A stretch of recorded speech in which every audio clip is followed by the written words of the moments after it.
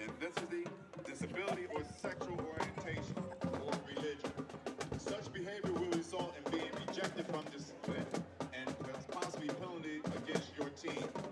All participants must respect the game and respect their opponents.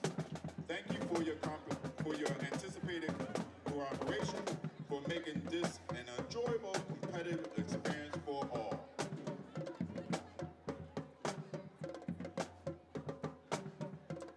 Tonight's contest will be refereed by Mike Probasco.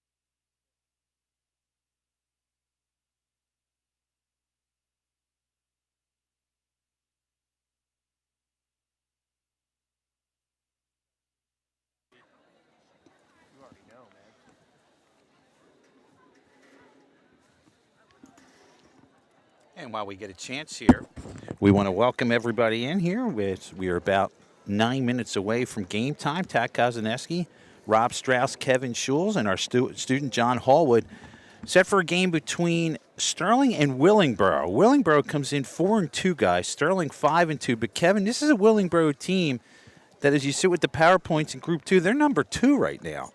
Yeah, they have a tough schedule. They've won some big games, and they're definitely a team that has a lot of speed, and They can come up with the big play. They can defend. So it's going to be a game that I feel like Sterling obviously is going to be competitive in, but it's definitely going to be a tough matchup, no doubt about it. And we have some injuries again coming into this game. We learned last week that we most likely, it hasn't been official yet, but we're going to be without our quarterback the rest of the season, and Jeremiah Thompson. Also, before the game, I learned Tino Savarese is not dressed. He is not playing today. Is there anybody else, Kevin, that you're aware of that's not playing today?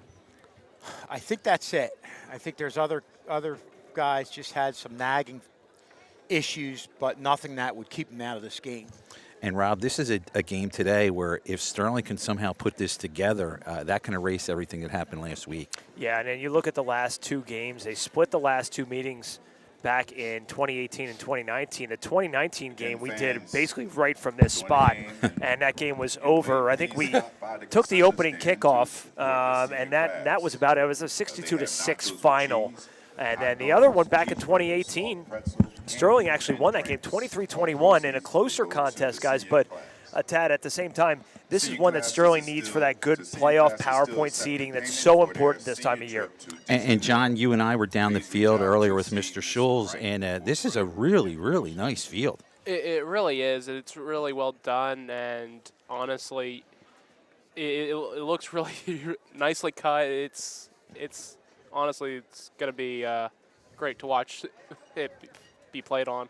Yeah, you can see it on the right side of your screen. We're keeping the scoreboard in to give you an idea of when the game time will actually come down. And Kevin, you were down on the field too. I mean, it's pretty darn comfortable down there. Oh, no doubt about it. I mean, the one thing at this time of the year you always look at when you come to these fields, you see the middle of the field that's usually rough, and it's a lot of times dirt, but this is it's unbelievable how well this field's held up. And I think the last time we saw a field that looked this nicely manicured was at Overbrook several years ago, and they just did a great job keeping that turf in great shape. I remember walking in there thinking it actually was AstroTurf. This is another field that looks, if from a distance, looks like AstroTurf. It looks great out here. Yeah, it's in really, really great shape. It's amazing, too. We're actually lucky because you can see we are actually broadcasting from the bleachers tonight. We posted some pictures already on Twitter and Instagram as they get ready to meet at the middle of the field.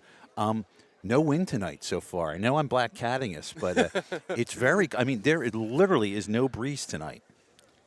Let's cross our fingers that stays the same for the rest of the game. I just think it's going to be a matter, Kevin, of figuring out what can Sterling do offensively. You're going to have Trey Potts at quarterback.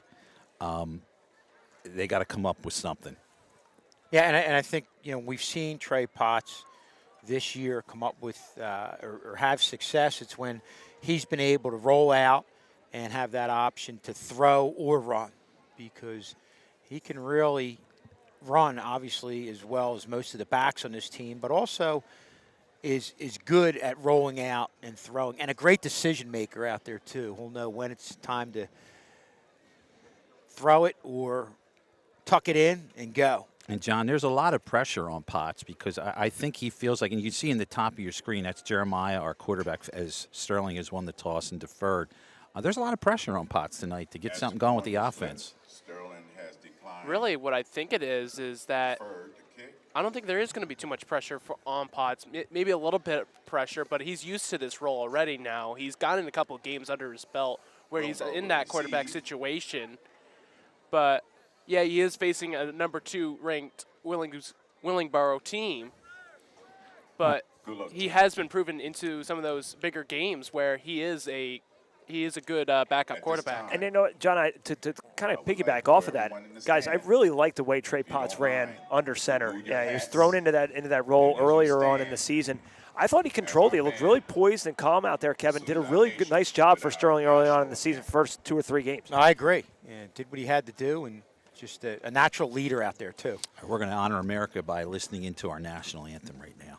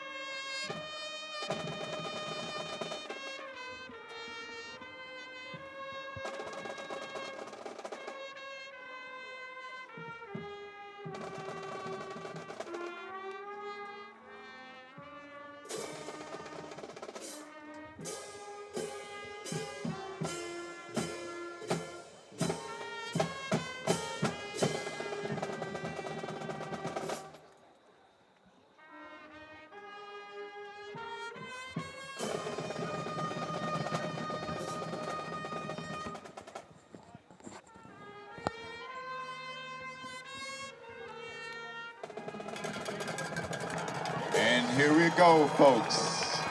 Let's get it on. All right, a great job of the national anthem right there as we get set for action tonight at Willingboro at Carl Lewis Stadium. You look at the offensive stats coming into this game. Sterling has scored 214 points. They got a lot of help from that 70-point game that they had. Willingboro, 113. So on paper, Sterling has outscored them by 101 points. Defensively, though, they've both given up 106. Yeah, they have. And you look at this Sterling team, I felt like last week it was the defense and what they were able to do that kept them in the game. Obviously, offensively, had 2 chances within the 10-yard line, got down to the red zone, and weren't able to cash in. And that had a big impact on the final result. But it seemed like last week when the defense had to make key stops, they were able to do it to get it back in the offense's hands. But in the second half, the offense just wasn't able to get things going, obviously with Maya Thompson out of there. I mean, I agree with the defense, the offense doing what they had to do and what they are able to do. But defensive-wise, there were some picks that honestly Sterling should have had, and it really came down to those key plays right in the 50-yard line where Trey Potts had that nice easy pick. It wasted a lot more time for Haddonfield now to able to get a first down and all, but. All right, well, here we go, guys. Jameer Richardson set to kick off. Sterling will go right to left. They'll be in their away white uniforms. Willingboro will be in their gray with the blue numbers. They're going to be to the left side of your screen as we pan it a little bit to the left. Jason Harris. Sterling just waiting for the signal to get this one started. Second to last game of the regular season. And now we'll pan to your left here. Man, it's already 2 games left. Wow. And we'll get to more as the game goes on with the way the playoffs are looking at this point. But here we go. Line drive kick, far side of the field, where Willingboro will take it at their own 15-yard line. And tackled a pretty good return as it's, wow, so you get a nice late hit there. Dylan Herbert, that brings some controversy out.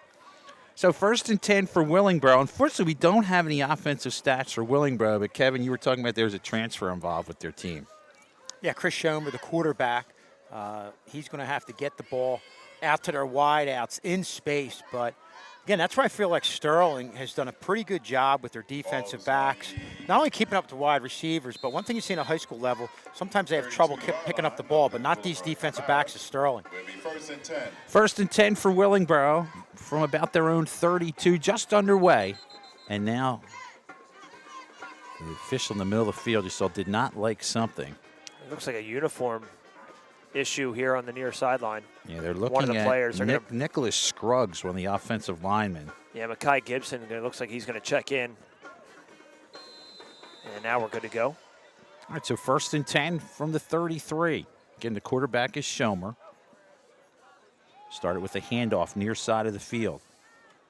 Believe that's Taylor, and we'll see. Number 5 on the carry. As that was Bright on the carry, Mekhi Morgan on the stop. So already a good defensive stop, loss of about 5. Boy, that's a good sign. You saw them get to the outside. That's what Willingboro tries to do, is win that race around the edge. And how do you stop that? How do you negate that space on the outside? Get a lot of bodies out there. And I saw 5 or 6 defenders right at that point where they just rode them right out of bounds. Great play defensively by Sterling to start things off. 2nd down and 16.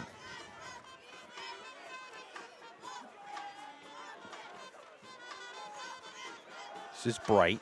Bright is met at the line of scrimmage. This time, that's Jameer Richardson. Throws him back, and they lose some more. So this is going to be 2nd and almost 18. And, guys, coming into this game, if you asked me what the key was for Sterling defensively, it's to negate the plays to the outside, get a lot of bodies out there. They did that on the first play. The second thing I would say is penetration in the backfield. Don't let these guys get going upfield. Get to them before they even get that first or second step. Strong did that on the second play. So, again, a great start in the first couple plays here. And not to mention, with both plays ending up in losses right here, it gives really Sterling's offense maybe when they get the punt back in some very good field position. Schomer and shotgun. Abney to his right. They want to pass. Pass down the near sideline. The man has some room and just out of bounds. It looked like Gibson was there. On the coverage was Everett. Pretty good pass, but it was going to go out of bounds nonetheless. Yeah, the pass was a little bit over Gibson's right shoulder, and he had Everett beat just by a little bit right there, but the pass was a little bit off. And that's the thing, this Willingboro team over the past couple years has had those speedy wideouts that they can really get going and get into that extra gear, that second gear. And if you're Sterling, you really got to keep an eye on Schomer, showing that he can throw the ball, even though that one drifted out of bounds. You got to keep that in mind. 4th and long, the punt team in. And now a flag flies at the line of scrimmage. And our official there, they're saying it's against Sterling, offsides. It was 4th and 19. It'll make it 4th and 14. Sterling's going to have good field position nonetheless. They have 2 backs at their own 45-yard line. I know Potts is back. I can't see who the furthest one is. You're saying number 11? Rowe. All right, so that's Rowe. Abney into punt. Line drive kick. It's going to bounce. Potts almost stepped on it. Got to be careful. And they down it at the 39-yard line, where Sterling will take over 1st and 10. Again, the backup quarterback in tonight, Trey Potts. He's 25 for 41, 314 yards, 2 touchdowns, 1 interception. His featured wide receiver so far, Jameer Rowe, 15 catches, nearly 200 yards, 1 touchdown. Leading us with carries thus far, Mekhi Morgan, 67 carries, 362 yards, and 6 touchdowns. Guys, we talk about Trey Potts and his decision-making. You saw it on display right there on that return. Went towards that ball on the bounce. If he got a good hop, he had clear sailing up the right sideline. Got a bad hop, did a great job getting out of the way of it. 10:07 to go, first period. 1st and 10, we have no score.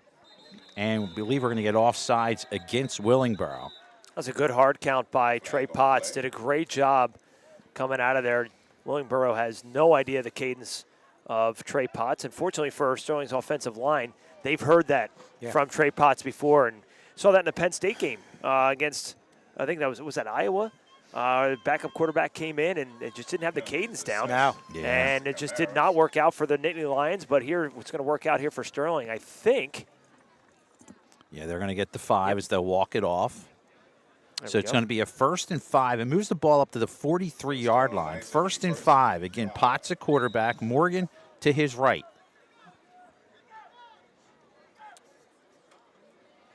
Morgan, good delay. Gets about a half a yard. Tackle on the play by Andrew Campbell. Maybe a half a yard gain. Well, you saw Morgan get through that initial hole, had 1 step upfield, then went lateral. Against these linebackers of Willingboro, they're so quick. You go lateral, they're going to catch up and make the stop like they did right there. 2nd down and 5. Morgan, this time a better surge up the middle as he gets to the 45-yard line. Tackle on the play by Kareem Nasir. Well, good job on a couple plays, and I think this is the key. You want to get yourself in position where you've got the 3rd manageable situation, and that's obviously what you have here with the 3rd and about 3. 9:16 to go on this 3rd down, no score. Send a man in motion who went forward, and I think that's going to cost Sterling 5. Yes, it will. So a 3rd and 3 becomes a 3rd and 8. Yeah, and they're the types of penalties that you cannot afford to have happen against this Willingboro team. So changes the play selection here. Not a clean offensive set for either team so far, Tad, but it's still, again, very, very early. 9 minutes remaining here in the 1st. So now they line up with a different setup. Morgan in the backfield with Potts.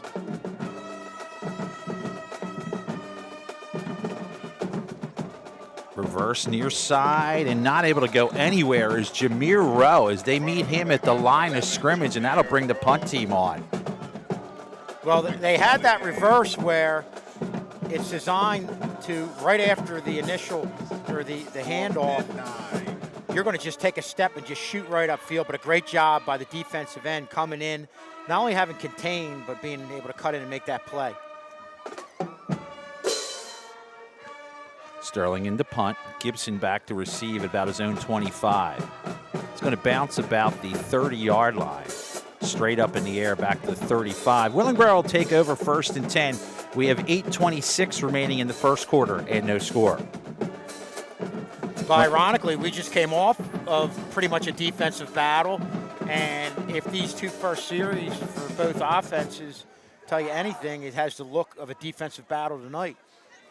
Much different than what we saw 2 years ago here. We were already in trivia mode pretty much at very this early point. on. Yeah, October 18th of 2019, Willingboro won the game 62-6. Well, that was a team not only with a great running game, but also a Division I quarterback and a Division I receiver, wide receiver, in Chris Long. 1st and 10, and we get a whistle, and against Willingboro will cost them 5. So already that's the 4th penalty in this game. Tad, I want to say that there are more penalty yards than total yards for both teams combined, I think, at this point. And you'd be surprised with that because, again, you have a Willingboro team that's coming in as the 2nd seed in Group 2 and a record of 4-2. Of course, I remember coming to that 2018 game. I was only a freshman at that time. It was bad. It was a bad game, yeah.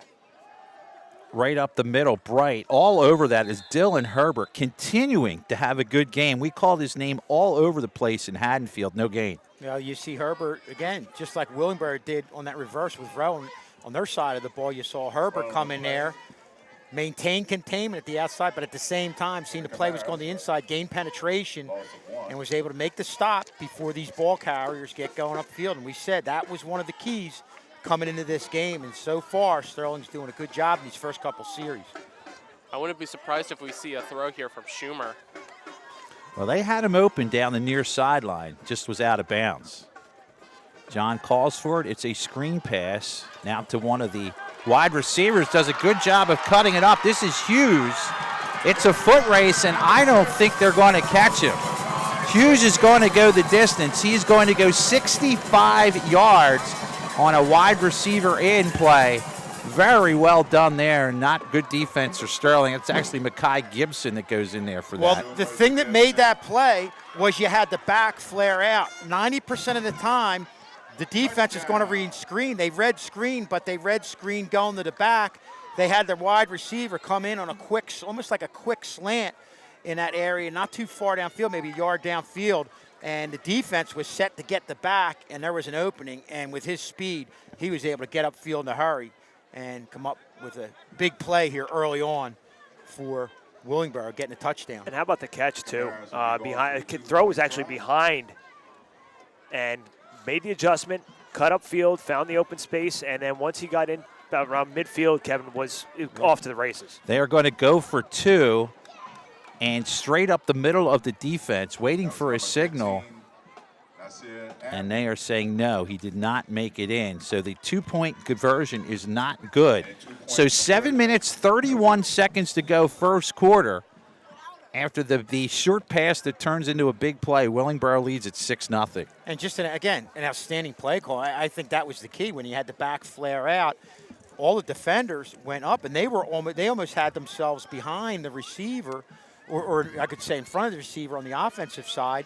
And when the receiver got the ball in that quick slant, he turned the shoulders upfield fairly quickly and just showed great speed in finding that seam and getting to the end zone. Well, we talked about the Group 2 standings. They have adjusted the football playoffs this year. So if you've played football in the past or have a child who's played football, it's completely different.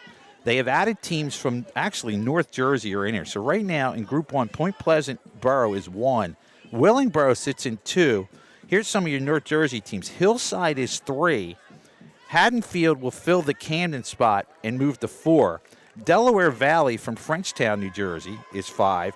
Bernards from North Jersey is 6. Nottingham from North Jersey is 7. Overbrook is 8. New Providence from way up in North Jersey is 9. Raritan 10. Sterling 11. So if the game ended today before it started, Sterling would travel to a high school called Delaware Valley, which is about an hour and 40 minutes away. We'll get to more on that as this game goes on.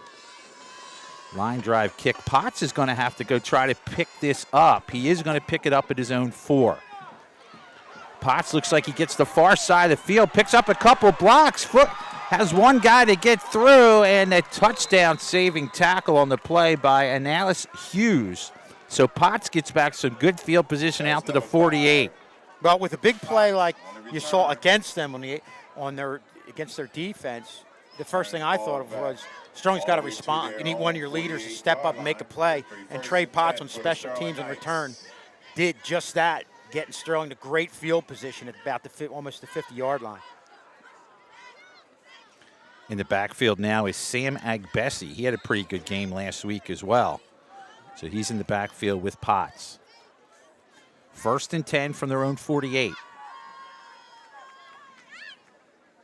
Agbesi stops, and he runs into a gray brick wall of tacklers. No gain. In there on the initial stop was Kareem Nasir. And also Eric Wilson in there.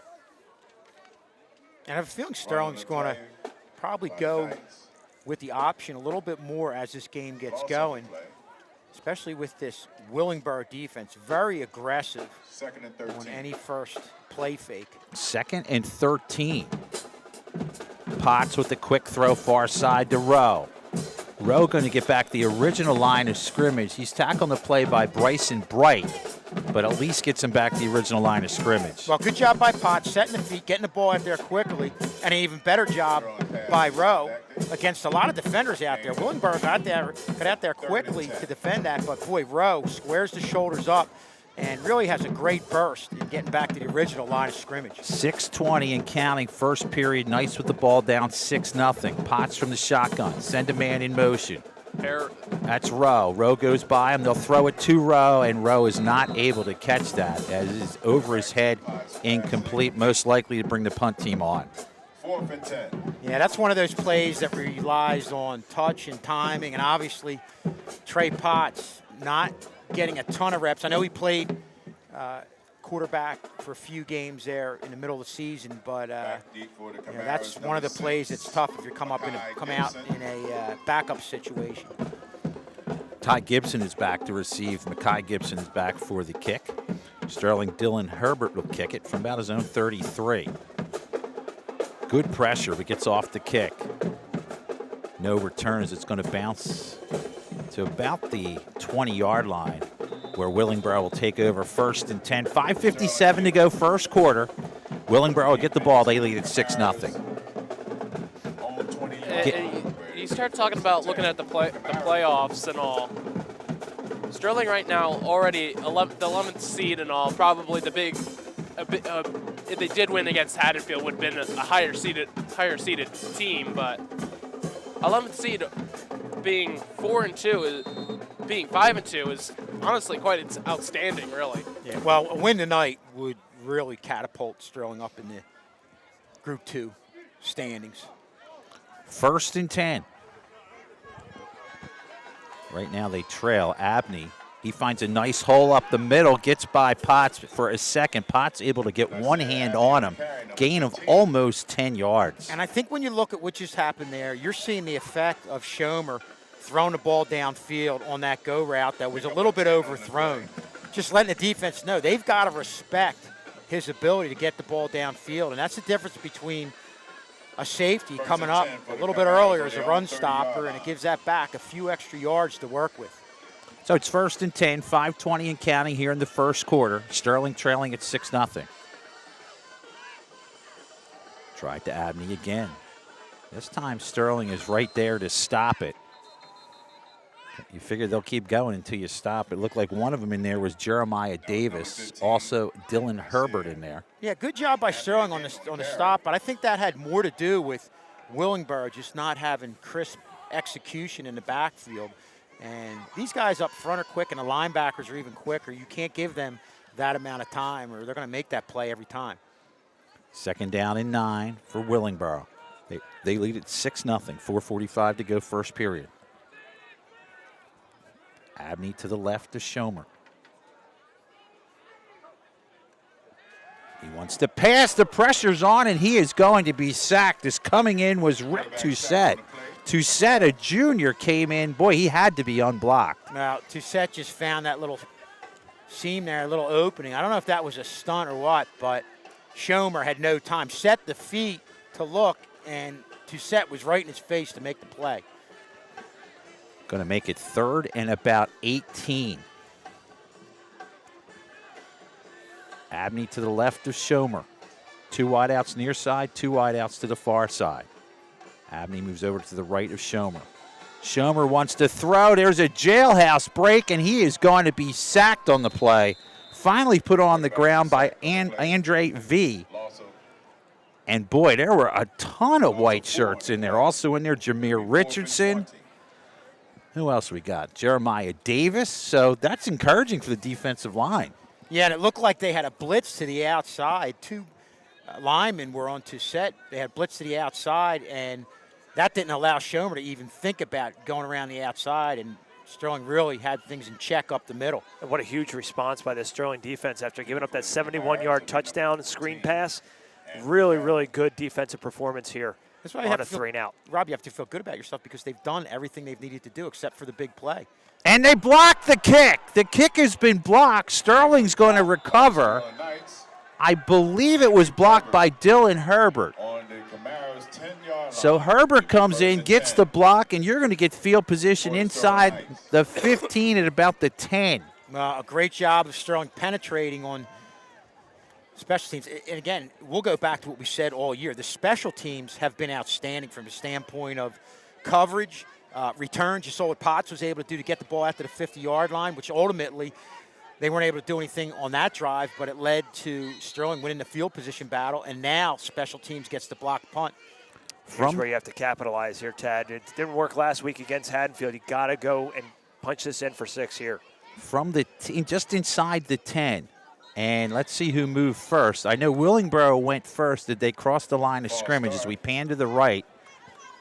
Let's see what the official – yeah, they're going to say this is against Sterling. You saw the movement first against Willingboro, but, Kevin, you can do that as long as you don't cross the line, That's correct? It. You're allowed to move as much as you can. Offense, if they're on the line, if they move, they're going to get called for a false start, and that ultimately was what the referees called. And, Rob, this is what we talked about. You get in close, and already you're 5 yards back. Yeah, several opportunities here, and you're going backwards. You're in the red zone. Got to capitalize. 1st and goal just inside the 15. Potts getting a little closer. Changes something, I believe. Low snap. Potts going to have to keep it himself. Does a good job to get any positive yardage on this. And then he is engulfed by the entire Willingboro defense. And Kevin, here we go with the snap again. They've had a problem with that all season, a lot in a lot of games. And great job, though, by Trey Potts. I mean, he had 2 defenders bearing down on him on a ball that was rolling around, gets it, and is at least able to get back to that line of scrimmage. Valeriano is lined up on the left side, and he towers over the defensive back on him. Let's see if they maybe think of going that way. And they do. Can he get it? He does. Touchdown. Sterling's on the board. They tie it at 6. Wow. What a great throw by Trey Potts. Putting it to Valeriano, where he just kind of flared out there and got away from the defender on the last couple steps of that play. Really got extra separation as he was able to catch the ball for 6. Big play there by Potts and also Christian Valeriano. Now a very important extra point to possibly give Sterling the lead. So Herbert, who blocked the punt, as we zoom it out to show you the goalpost here, he will try to kick this one through to give Sterling the early lead. Oh, boy. And they will not get the lead. You kind of put the jinx on them. Just could not get that one through. So Sterling ties it at 6 with 2:22 to go here in the first period. Trey Potts with his 3rd touchdown pass of the season.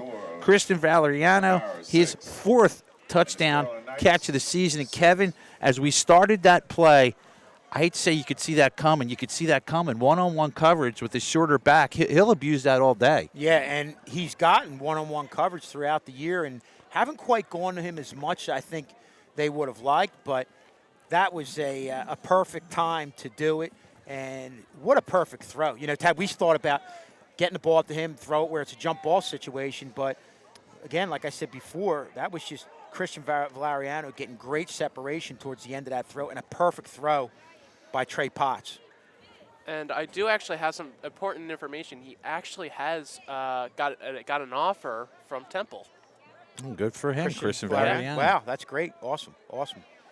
He's working through. He had a knee injury in the Haddonfield game. He had a brace on all week. You could see him in school.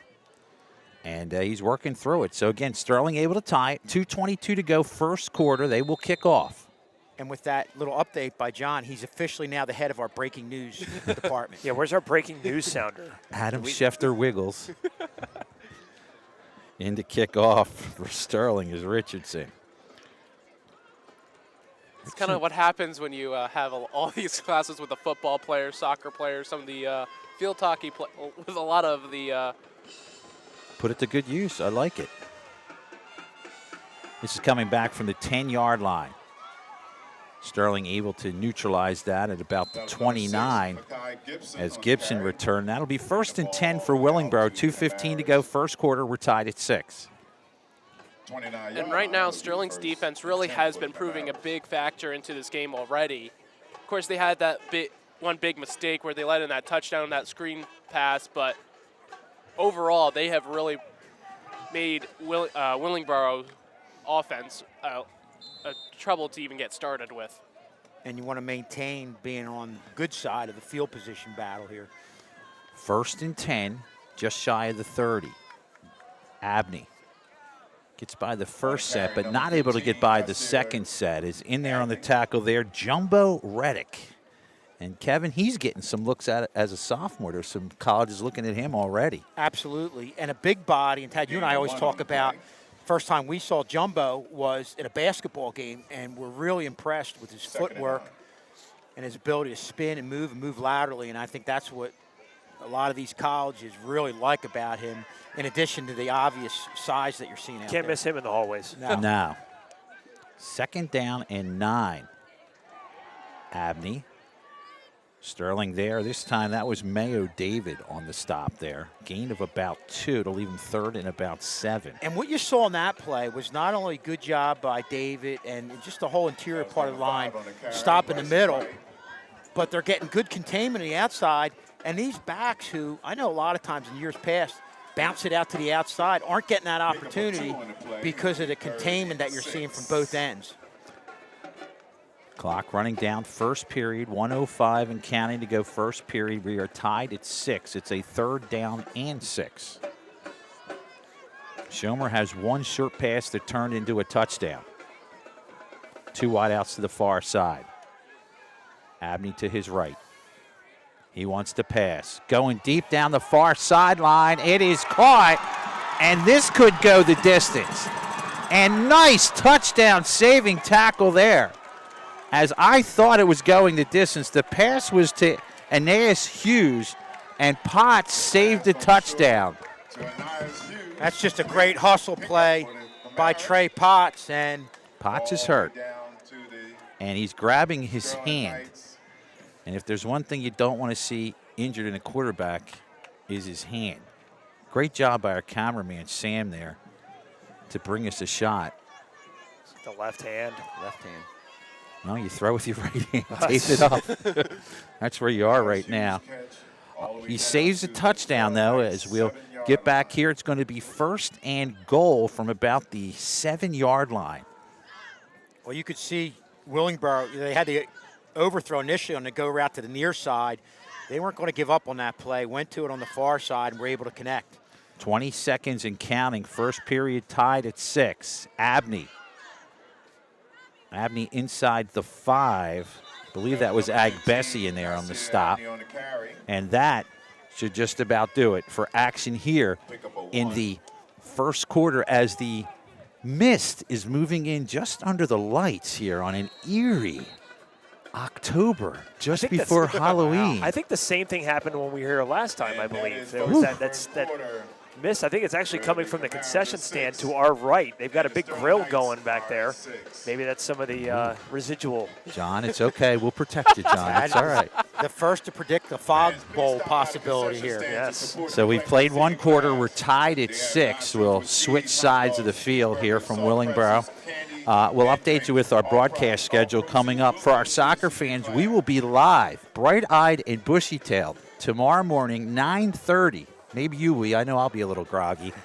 We have a coaches tournament boys game. The boys are going to host Hamilton at 9:30, and then 11:30 the girls are going to host Willingboro, and a real big shot in the arm for both soccer programs, Rob. Yeah, and it's Sterling coming off of a thrilling 1-0 victory at home against West Effort after losing to Haddonfield and kind of some nervous moments there. They suffered their first loss of the season, bounced back real nice on Thursday, and now they're in this coaches tournament where it's the best of the best throughout South Jersey. It's a great honor for them to be able to be in this situation, and it really talks to the type of year both teams have had. And I think the biggest thing is you've got a team that's a complete team. They don't rely on one or two players, and I think that holds true for both the boys and the girls team. As we get set for the second quarter, here's Rob Strauss. Thank you very much, Tad. 6-6 here as we start the second quarter, and the Camaras are inside the red zone at the 5-yard line. Kai Gibson to the left. And they're going to hand this one off. The ball comes out. It's on the ground, and I think Sterling recovers, and they have.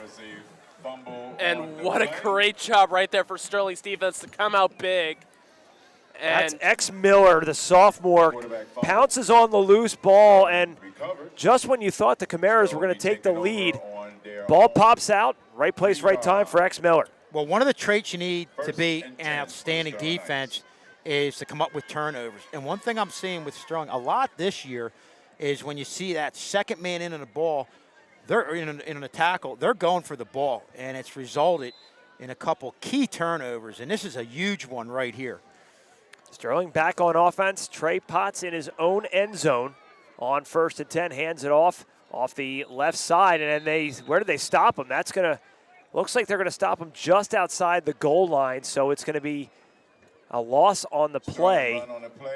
It's going to be second, and we'll call it 12 and a half, as he's about 3 inches away from his own goal line, Ted. Well, right now you're just fighting for breathing room, basically. As much as that fumble was a great thing to happen, it did not give you too much space. They're going to go trips to the near side. Potts going to keep it himself, so obviously no ill effects from the hand injury. Brings it out to about the 10-yard line, and it'll be a 3rd down and short. Well, good job of Potts waiting for that hole to open up, showing great acceleration off to that right side. You have to get to about the 12 for a 1st down. It's going to be 3rd down, and we'll call it 3. Potts from the shotgun, puts a man in motion. Potts going to hand it off, hands it to Jameer Rowe, who picks up the 1st down, out to about the 19-yard line. So Sterling, from the shadow of their own end zone, picks up a big 1st down. Yeah, I think the key there was Jameer Rowe got the ball. When he went lateral, he was tight to the line of scrimmage, but didn't take too long before he was able to get the shoulders upfield, showed a great burst. This kid accelerates and cuts as well as anybody we've seen this year, and only a freshman. Rowe gets it out to the 15-yard line, so it'll be 1st and 10 with a fresh set of downs for the Silver Knights. They go 2 wide receivers, 1 in the slot. 10-15 and counting remaining here in the second quarter. 6-6 is your score. Potts handles a low snap, and Rowe not lucky enough this time. He goes down almost immediately, 2nd down and long. Trying to delay behind Mayo. Mayo didn't quite get in the position he needed to be in, and that's where that play blew up. Pickup of just 1 there. Under 10 minutes remaining. 6-6 is your score. First of 3 games in about 16 hours here on Channel 19. Potts on the keeper. Tries to get close to the 20. He's going to be well shy of the 20-yard line, maybe a gain of 2. And there's a... Jameer Richardson there's the one who lost his helmet, Rob. Yeah, they're going to momentarily stop the clock at 9:34 as Richardson trots off. And obviously they're going to run the ball now a little bit more than if they had Maya Thompson in there, but 3rd and 8. don't be surprised if Trey Potts doesn't try to go downfield occasionally just to keep this defense honest and not having them creep up too much early. Dylan Herbert anticipating the run. Lines up as a lone wide receiver on the near side. They're going to go his way, and it's going to float out of bounds. Penalty marker is thrown. Wow. Wow. I'm shocked because that seemed uncatchable, but we'll take a look at the penalty. It was not only uncatchable over his head, but it was out of bounds. That And landed on the track. Kevin, did you see a lot of contact? I didn't there? see contact, and No. I was looking at him right away and not quite sure what they saw. If they do the right thing, they'll waive this off, and they're going to say no. They're going to call holding. That's a huge break. And up here, Kevin, like you said, I didn't see hardly any contact at all. Yeah, I don't know if there was maybe holding a little earlier on than we picked up in the route, but to me, guys, that was something you had to do. You had to go downfield. Is that holding against Sterling? Oh, this might be. He pointed towards Willingboro, didn't Yeah. he? It looks like everybody's moving back now. And the official that threw the penalty was getting an earful. I don't And even we'll see how they understand that call. If anything, it was a no call. Well, right now it's back at the original line of scrimmage, Rob. I think Should've they're been a no moving call. it upwards now. They're still All counting. right, you're right. Here it comes. Penalties assessed against the Camaras. Holding was the call. Well, it was definitely thrown Penalty was a no on the for a defensive first down back, for but Sterling Knight. again, from up here, I agree with you right there. I didn't see too much contact, not enough to even throw the penalty flag. So interesting call right there. Either way, we'll take it. We'll take it. We're getting the benefit of the doubt, no question. Quick snap by Sterling to try to go with a somewhat of a reverse to Jameer Rowe, and the Camara defense all over it. And it's a loss on the play for Sterling, loss of about 5. Yeah, that was an option that not only went lateral, actually went a little bit back. And these defensive linemen and the linebackers for Willingboro really are like Sterling in there. You have a lot of quickness. They can get to the outside and make a play. Good job, not only getting the ball carrier, but breaking down and finally making the play. Loss of 3 on the play brings up 2nd down and 13. 8:45 remaining here in the half, all tied up at 6. Potts from the shotgun. Puts a man in motion, coming to the near side. Potts going to keep it himself and go absolutely nowhere. Camara defense equal to the task there. No gain, 3rd down and long. yeah, this defensive line has done a good job for the most part in between the tackles, making it tough for Sterling.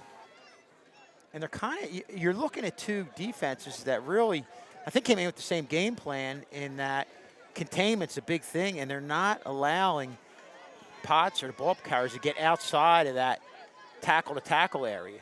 And now, Penalty markers thrown on 3rd and 14, and it's going to be a false start against Sterling. So you have to dig a little bit deeper into the playbook and look up something for 3rd and nearly 20. Well, as you mentioned, this is a pretty already a defensive game, and it really has looked like that even on the stat sheets. Both teams only allowing 106 points. 3rd and 19. So far this season. So I mean, both teams have both have earned their rights of their better half is their defense. 7 3/4 minutes remaining here in the first half, and now another penalty.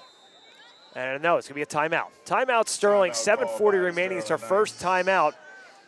6-6 is your score, and Sterling facing a 3rd and 19. I want to make a correction of something that we announced earlier in the game. Mr. Klink, a big Temple fan, Temple alum, indicated to me that Christian Valeriano did not receive a scholarship. He received a preferred walk-on offer. It's not considered a scholarship. He received a preferred walk-on offer, which gives him the opportunity to try out for the team. So we just wanted to, set the record straight on that.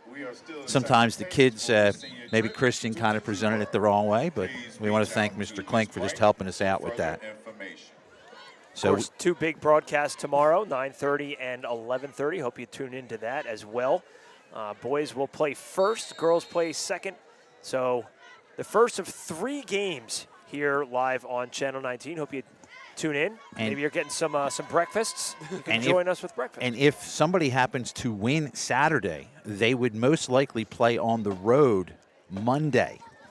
The girls, I know, could go to Eastern. The boys could go to St. Augustine. So we'll see what happens with that. So coming out of the Sterling timeout, 3rd and 19. Potts from the shotgun looking to pass. Being pressured, he's going to go Across the middle, and it is incomplete. No Sterling receivers in the area. He threw into double coverage, and the Camaras had a shot of picking that off. Miles Allen was probably the closest receiver, but he wears gray and red. And he almost had it, and had he caught it and went down, that would have been better than a punt. Agreed. This is probably about where the punt's going to land anyway. Yeah. And that's why you're okay with throwing it deep in that situation. Right, yep, absolutely. Another low snap, just able to get away, and it's not a great punt. It's going to take a Sterling bounce. I don't know if it was deflected, but it will die at the 33-yard line. That takes a lot of guts by Herbert to be able to pick up the ball knowing he could get annihilated, and he had the concentration at least kick something.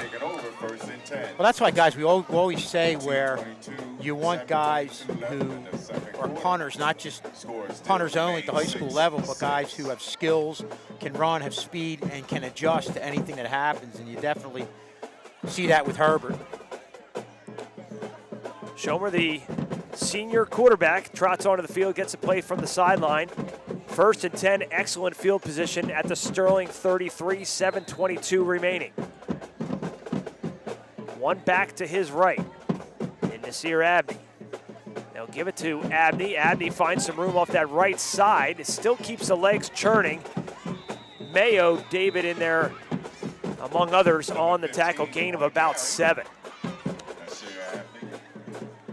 Good run upfield. One of the few times we've seen Willingboro get a nice hole there off to the right side. Really had a good view of that. The back was able to bounce it out and get upfield for about 8. Under 7 minutes. Schomer from the shotgun, Abney to his left. 2 wide receivers, they split, they go to Gibson this time. Excuse me, it's Gibson. Dylan Herbert on the tackle. Pick up of 1 on the play. Well, great job by Gibson coming in there from the backside. Sterling really has a lot of athleticism from their linebacker position, especially on the outside right there. It's funny, too, when both teams want to go for a deep play, they're going for a deep pattern from the side. That's all either team really has. 4 down territory here for the Camaras. 6:10 I'm sorry, that was remaining. Herbert who made that play. Sorry.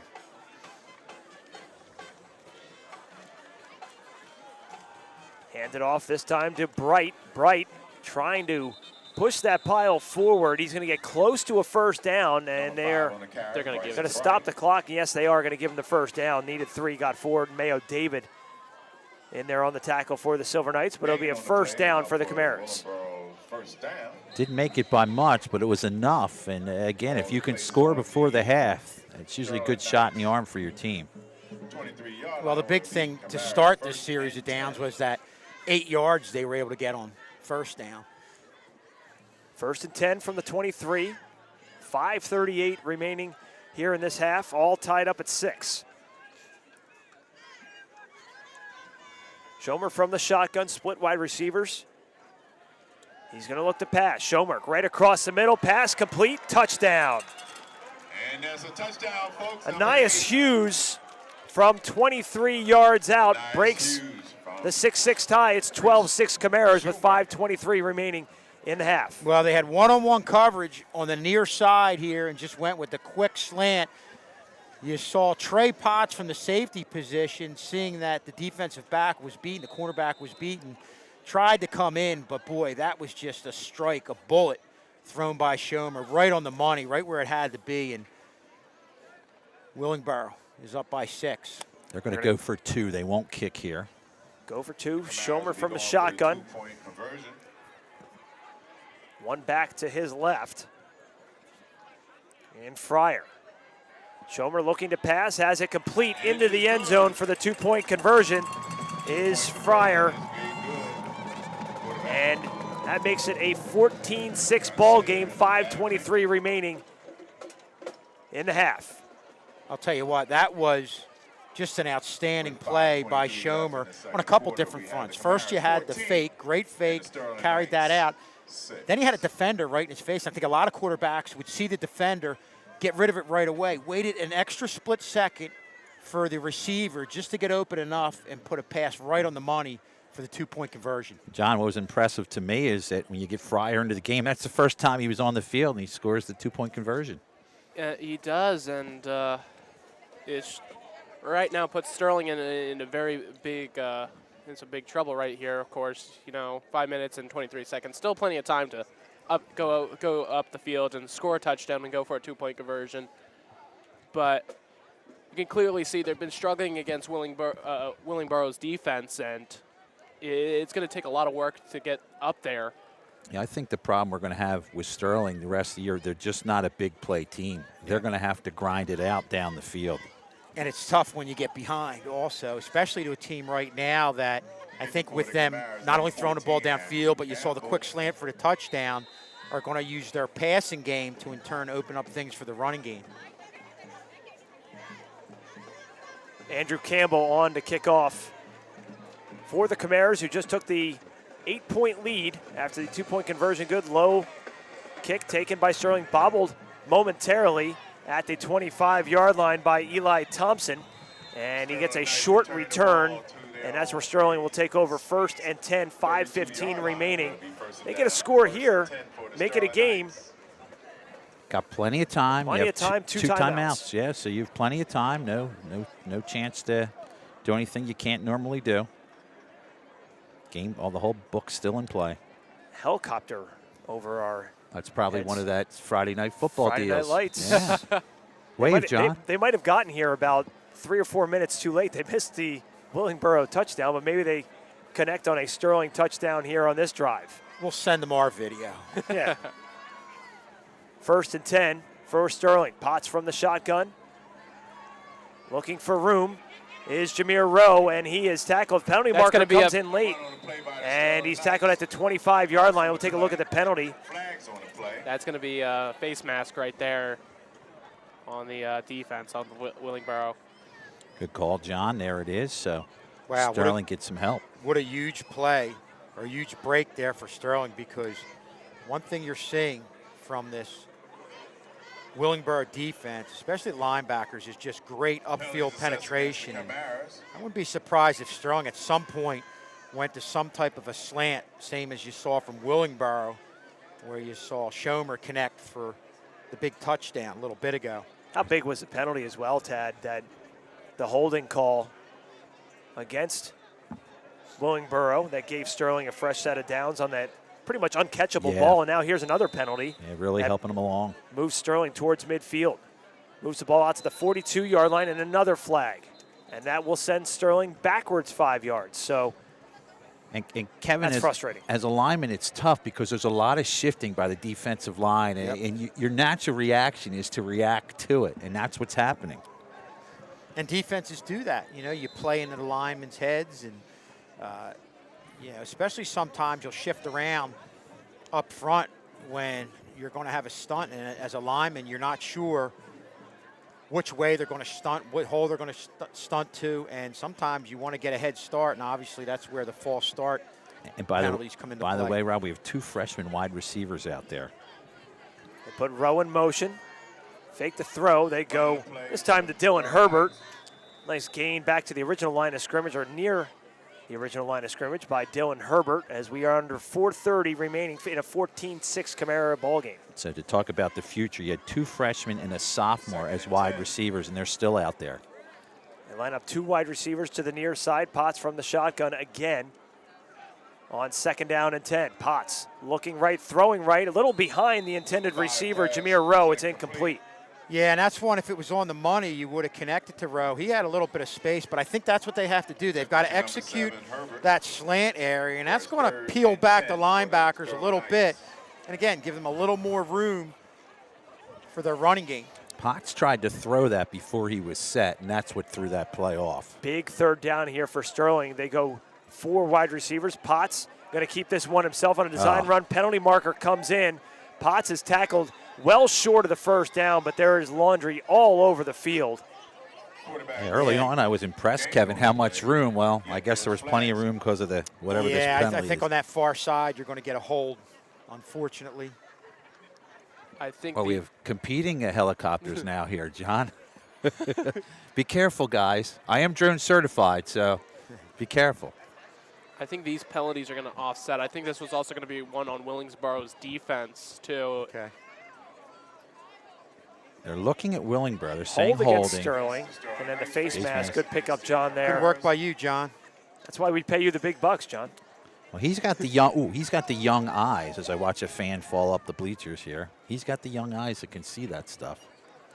Clock is stopped at 4 minutes exactly. 14-6 Camaras on a 3rd down and 10. So they'll just replay the down here. I like rolling out Potts there, Kevin. I think agree. that's a good move. Yeah, and I think they would have tried it earlier. That was one of the few times they were able to negate the containment that Willingboro has had. Potts going to try and keep it himself to the near side. He's going to be surrounded and buried before he gets to the 45-yard line. In there on the tackle, among others, Derek Fryer. The junior linebacker comes in, and Potts is slow to get up again. Well, that's the second straight play where they were able to seal off the end, like you said, Tad, allowing Potts to roll out to the outside. But what a job, first by the linebacker coming up to force Potts to move laterally. And if you look at that play towards the end, that was just gang tackling one-on-one by Willingboro. They had 2 receivers on the near side. One was double covered. The other had great coverage. There was nowhere for Potts to go on that. Timeout on the field, 3:27 remaining. Willingboro takes their first of 3 timeouts wisely here to not let Sterling run down the clock. I think Willingboro, when they get the ball back, going to look to add to this lead. Still plenty of time for them to get an offensive set going. And for our football fans, Sterling is at Paulsboro next week. That's going to be a Saturday game. I think it's an 11 o'clock game. 11, Rob is saying. So we're planning to go down to Paulsboro next Saturday, 11 o'clock for the football game. That's a place, Kevin, I think we've been going there for 30 years. It's a place that it's just fun, a lot of tradition. It really is. And you talk about teams that have people from the community come out to their games and get involved. There's no team that has their community more involved than that Paulsboro in all sports. I think Woodstown was another place Sure, we went yep. to that had pretty much the entire town shut down. High pop fly. It's going to take a Sterling bounce near the 30 and fall dead at the 31-yard line. But getting back to that, that's what high school football is all about. And when we went down to Woodstown, that was, 6, 7, 8 years ago, whatever it was, it almost seemed like it was like that Texas football where the stores were closed and everybody was the whole there. town shuts down. It was unbelievable. There were people wall to wall everywhere. It was just a really cool environment for high school football. And I think that's the sad thing about where this football playoff system is going. They're influxing more Central and North Jersey teams, and that stuff is going away. You're not going to see us with Woodstown anymore. No Thanksgiving game anymore either. They went away too.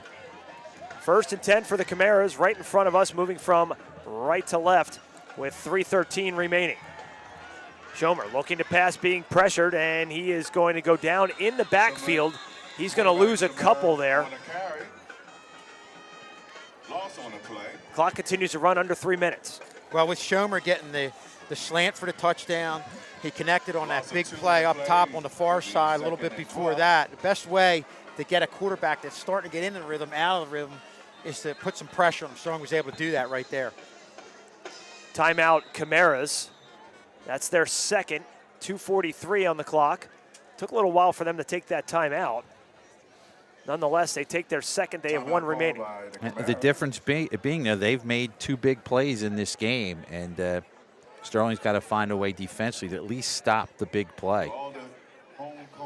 Yeah, you think about it, really, other than those 2 big plays, there really hasn't been a whole lot from this Willingboro offense. Maybe the 8-yard run on 1st down, an initial part of that drive where they got the touchdown. But other than that, Sterling's defense has done the job. But that's what happens when you have a team that has big play guys and has speed. They don't need too many opportunities to put points on the board.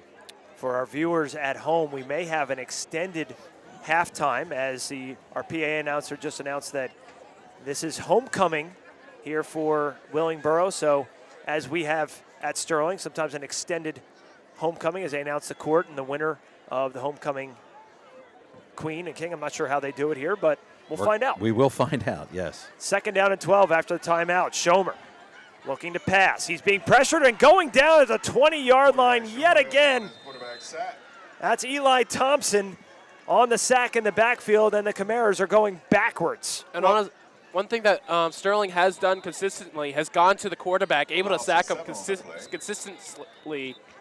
And there's going to be a timeout right there for Sterling. Well, I don't know, what Schomer's ability to run looks like. Really haven't seen that, but Sterling's making sure they have a pressure coming up the middle and they contain the outsides. And Schomer, even if he wanted to run to the outside or had the footwork to run to the outside, really isn't able to do that because of the complete job that Sterling's doing up front on the defensive side of the ball. Initially, Schomer had some room there. He had a nice little pocket, and then it closed in. Collapsed so quickly. So after the Sterling timeout, they're going to break the huddle here. It's going to be 3rd and 21. The Camaras have to get to the 41-yard line to get a first down. 2:27 remaining, Tad. I like what they're doing with this pressure up the middle. This is pretty impressive. Pressure up the middle. We've seen a couple times where they blitzed on the outside, and with the blitzes to the outside, especially when they know Toussaint is a guy who sometimes commands double team block.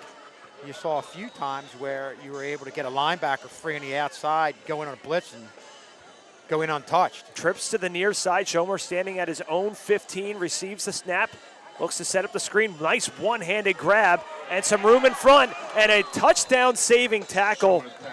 Holy cow.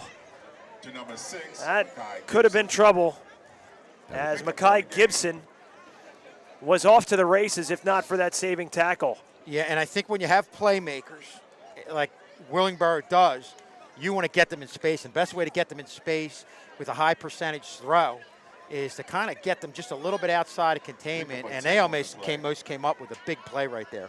There's a flag on the play, Rob, back at the referee threw. Now he just picked it up. Now he's talking to, you see him, he's going over to talk to Coach Harris at Sterling. I didn't even see that. I didn't even see it either. I think they what made were we saying about those young eyes? I honestly didn't see it. It might have been out in the back. Too much pressure on the young buck. Director of breaking news, penalty spotter. How to bring the punt team on with the decline of the penalty there. How close was that, Tad, to going the entire distance? That would have been very close. That would have been a backbreaker. 4th and 9. The punt team is out. And by the time they get this punt away, it'll be under 2 minutes remaining. They're going to really waste down the clock right now.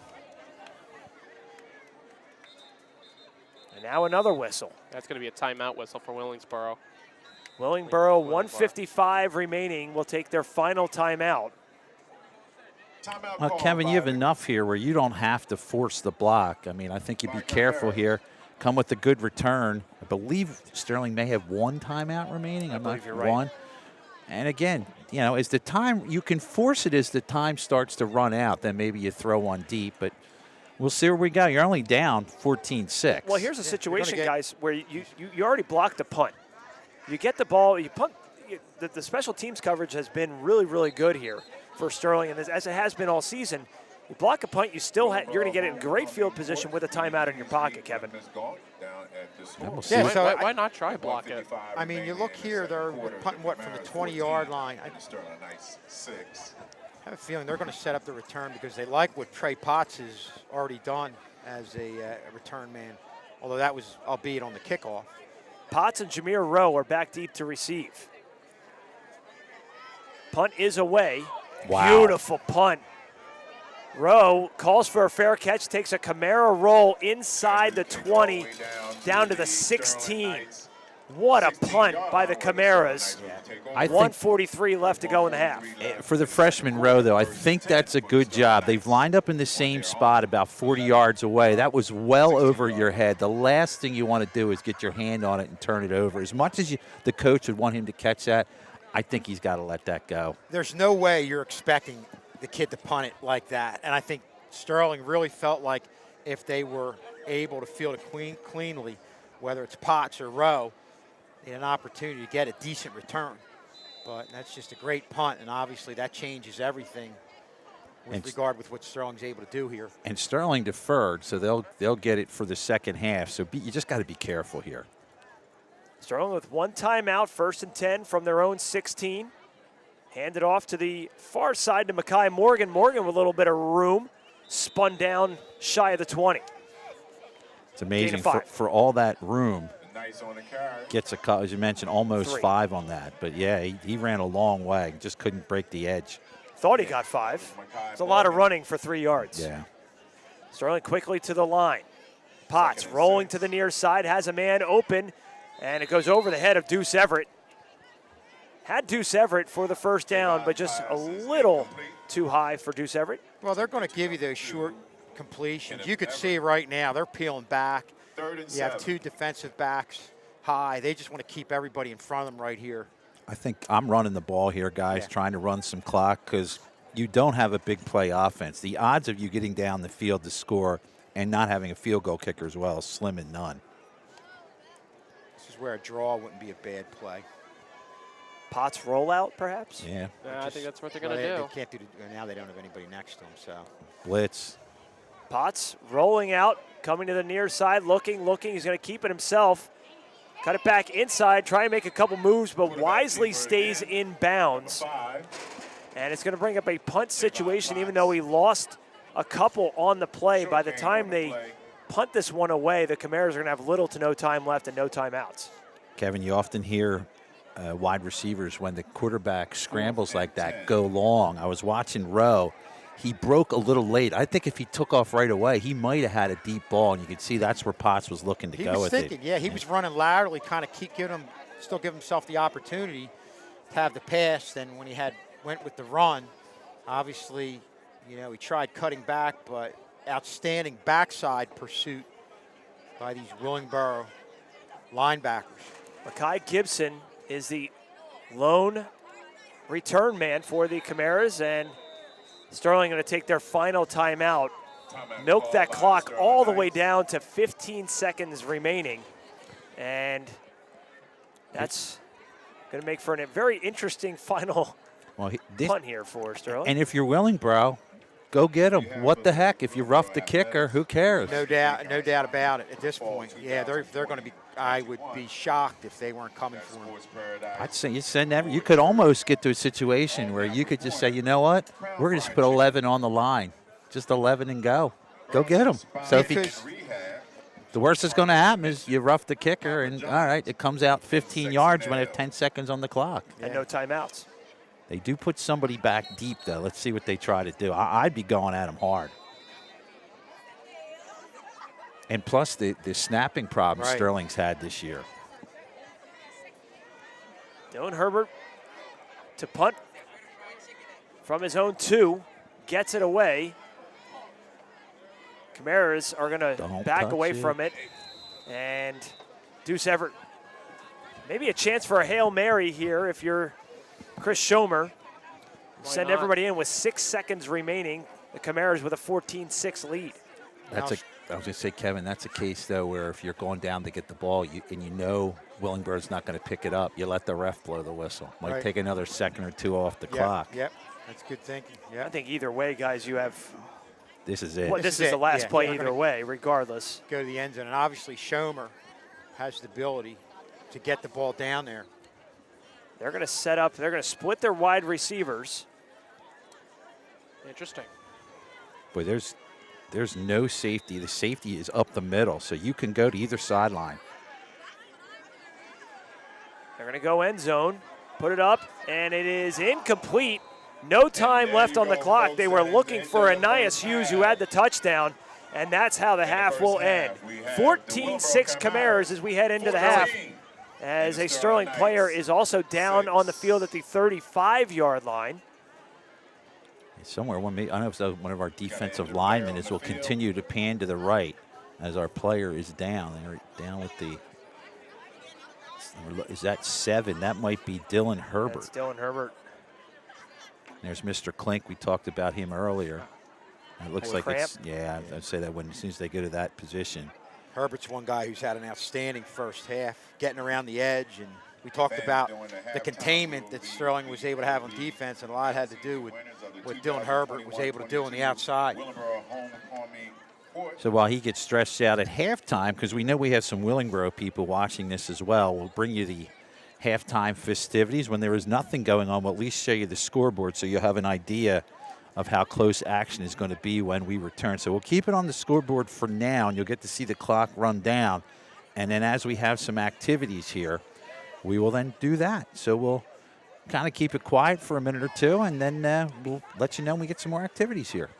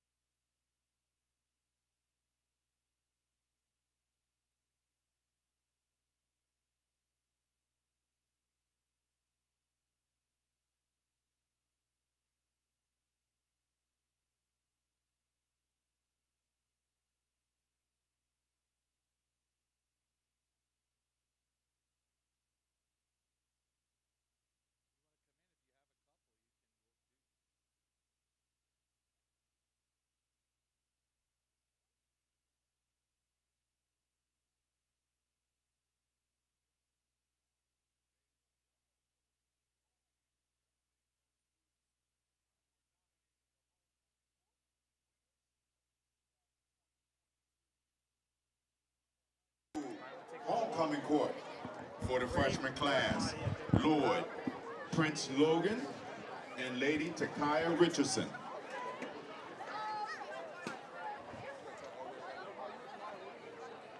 Again, ladies and gentlemen, we announcing the freshman class, Lloyd, Prince Logan, and Lady Takaya Richardson. Let's hear it for them, people. Let's hear it for the hard work these young people put in. For the sophomore class, we have Duke, Jackson Murray, and Duchess, Shakaya Hickson. For the junior class, we have Prince, Maurice Boykins, Princess, Simone Griffin, and last but not least, the best of the best. For the senior class, the King, Thomas Ford, and Queen, Nasir Douglas.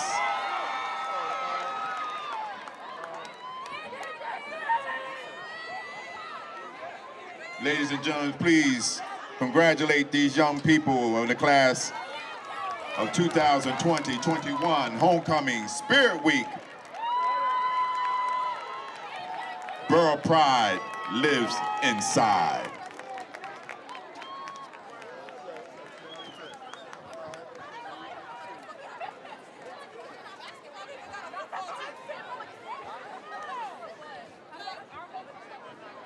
Again, who you have in the front of you guys? You have in the front of you the freshman class, you got Lloyd, Prince Logan, Lady Takaya Richardson, freshman. Sophomore class, you have Duke, Jackson Murray, Duchess, Shakaya Hickson.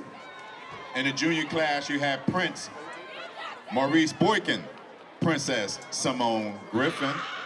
And for the senior class, you got King, Thomas Ford, and Queen Nasir Douglas. Let's hear it for them, folks. All the hard work these young ladies and gentlemen put in for this week, for Spirit Week, for the homecoming court.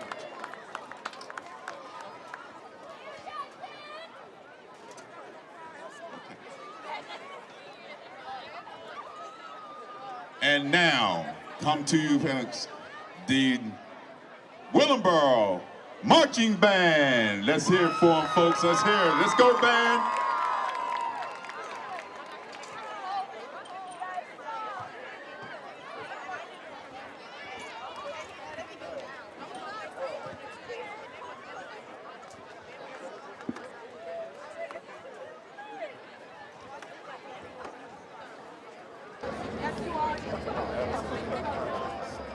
waiting for the drum major to get over there to the band. As he's sprinting down the track. Nice form, looked real good. There you go. And folks, as I promised, and just to give to you the marching band for Willingboro, Camaras. Here they are to you, presenting the best of the best. Let's hear it from them.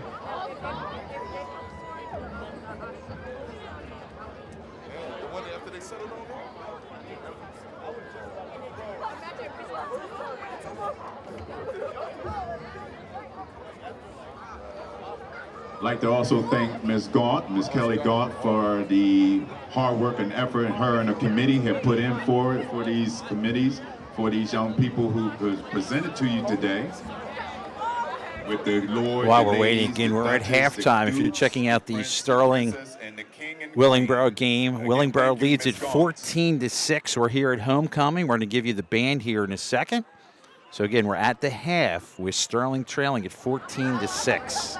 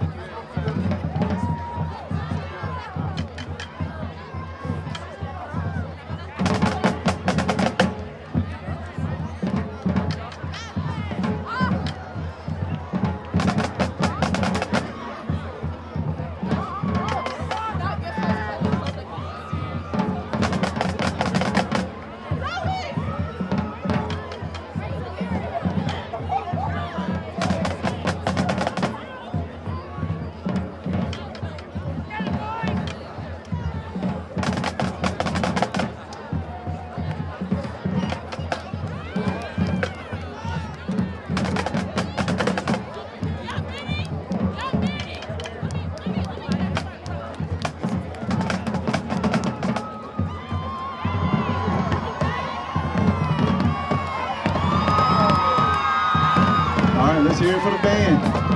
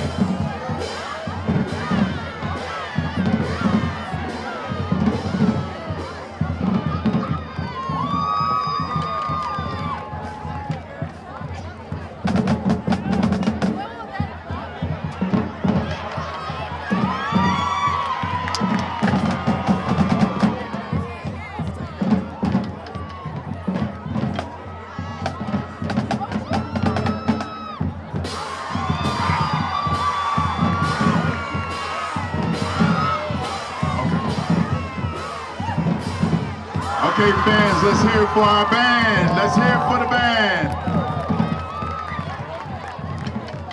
Ladies and gentlemen, we will have to be on a serious matter at this moment. There will be no vaping on premises. If so, we will be caught. You will be escorted off of the facilities. No vaping on the property here at Willingboro, please. If so, you will be escorted off of the grounds of the Willingboro High School. At this time, ladies and gentlemen, we're going to have a little bit of fun with you all. We're going to play some new school and some old school music so that for your pleasure and enjoyment.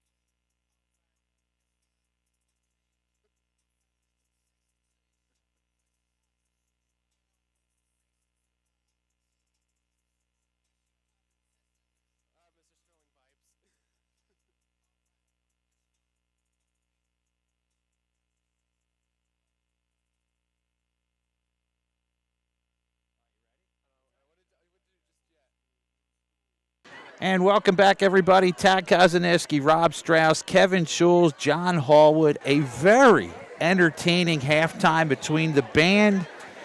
Little old school, new school we just came out of here, so we hope you enjoyed our coverage here at halftime. Again, Sterling trails this one 14-6. Kevin, I'll start with you.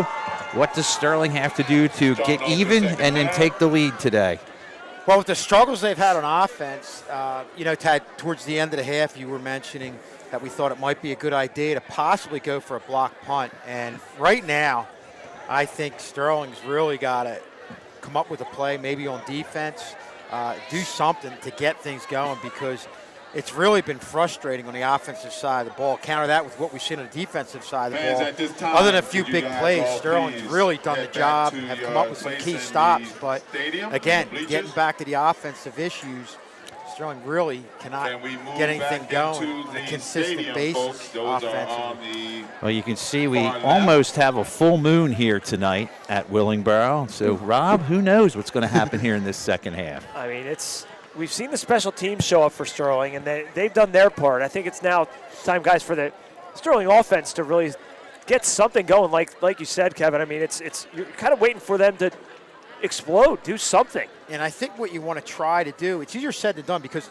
I think a lot of the issues that they're having on offense is, hey, you got to give credit where credit's due, is what Willingboro brings to the defensive side of the ball. Their linebackers are very active. How many times did we say we saw just a ton of gang tackling going to the outside? Sterling really is being frustrated on offense, not being able to get around the edge. And I go back to the speed that you're seeing from the linebackers and the safeties coming up as run stoppers. Kicker for the Camaro is number 14. And in the kickoff will be Andrew Campbell, Deuce Everett, Trey Potts back to receive. Sterling down 14-6 as we start the second half here on Sterling TV 19. Started the second half of the Willingboro Sterling. I just said that. Is there an echo in here? Right, wow. Echo. I didn't know I sounded like that. It's a booming voice. Wow, pretty impressive. Line drive kick, may give a break to Sterling. It goes out of bounds. It's going to be a penalty. So right away, Sterling off to a big break here. With something like that, you really got to let that ball go out. You could clearly see it was about to go out too, and Potts does the right thing and let it go out and gives Sterling some extra yardage. It's going to hopefully boost up that offense. Of course, we saw earlier in the first half, the offense hasn't been able to produce too much, really. It's just been slowly grinding the yards, but mistakes like false starts or making a little mistake here and there from the offense has not been really helping the offense move. From the 35, John, it's going to be 1st and 10 as we pan a little to our left here. There's the shotgun. There's Rowe. Now, this is usually a pass to Rowe's side. Not this time. They even fooled me. Is taking it up the middle is Potts. Potts going to get maybe a yard. It probably feels like him climbing up a mountain in mud the way it's going today. Well, the other thing they've cut off is Potts' ability to run to the outside. You know, we've seen Potts against Kongswood where when he has the ability to run or throw, he can make things happen. But not only are they getting to the outside, but they're negating that backside cut that Potts uses a lot to get out in the open and really not giving him much room. 2nd down and 9. Morgan in the backfield with him. Morgan cuts it ahead, and he is going to go nowhere, going to lose a couple yards. Boy, this defense has been outstanding. That was Andrew Figueroa out there. They are reading everything Sterling throws at them. Yeah, and that's that pass outside of containment that we saw Schomer try for Willingboro. He was able to get the back outside of containment, get upfield for almost about 10 yards. But, again, the linebackers are coming up. They're so quick and getting to the outside and making the plays. 3rd down and 14. This is Rowe. Rowe, he is going to lose a yard or two. Eric Wilson on the stop, so Sterling goes 2 more yards back. Also in there, Bryson Bright, now to bring on the punt team. 4th and 15. And obviously Sterling gets a 3-and-out, but I think at some point they're going to have to try to go up top. I know Trey Potts definitely has the arm. It's just a matter of keeping this defense honest. Dylan Herbert into punt. Willingboro is deep at their own 40. Sterling sends a player on late. See him coming into your screen there. So Herbert's done a tremendous job getting the kicks off. Nice snap here. Line drive kick. Sterling bounce. Sterling's going to touch it first, and then it's downed on the play by Nico Gellion. And it'll be 1st and 10 for Willingboro, about the 44. 9:53 to go in the third. Knights trail at 14-6. And we said it right here. Sterling's defense got to make a make a play and help the offense a little bit more. They've been doing it almost all game. They've been able to stop Willingboro's offense, but they got to make a play. They got to make an interception, get a fumble, or something. Yeah, you read my mind, John. I was going to say, I see your comment and raise it a turnover. They need to almost score the way this is going tonight. So it's going to be 1st and 10. We'll call it the 41-yard line.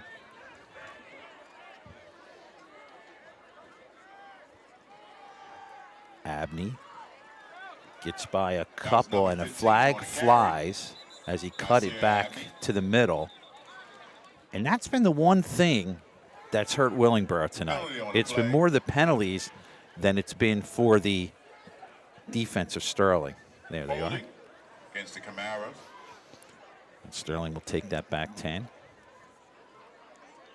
But it's keeping Sterling in the game. Holding against Camaros. Definitely hurting themselves. And I think that's what Willingboro right now, with a 14-6 lead, is going to try to do. Just try and establish offensive rhythm on the ground. Mix it in with a pass here and there. But Kind of makes you wonder how different this game would look with Jeremiah Thompson in the lineup. sure. From the 31, here's Abney. Abney winds his way through. Good job there. Makai Morgan on the stop after a gain of about 8. And, Rob, you brought up a good point. I think when you had Jeremiah Thompson in this game, you have the same ability to strike quick downfield in that last third of the field as Willingboro. And with what the defense is able to do, man, you would really be in this game and have a great shot. But Sterling right now just really bottled up on the offensive side of the ball. 2nd down and 12, 2 plays after the penalty.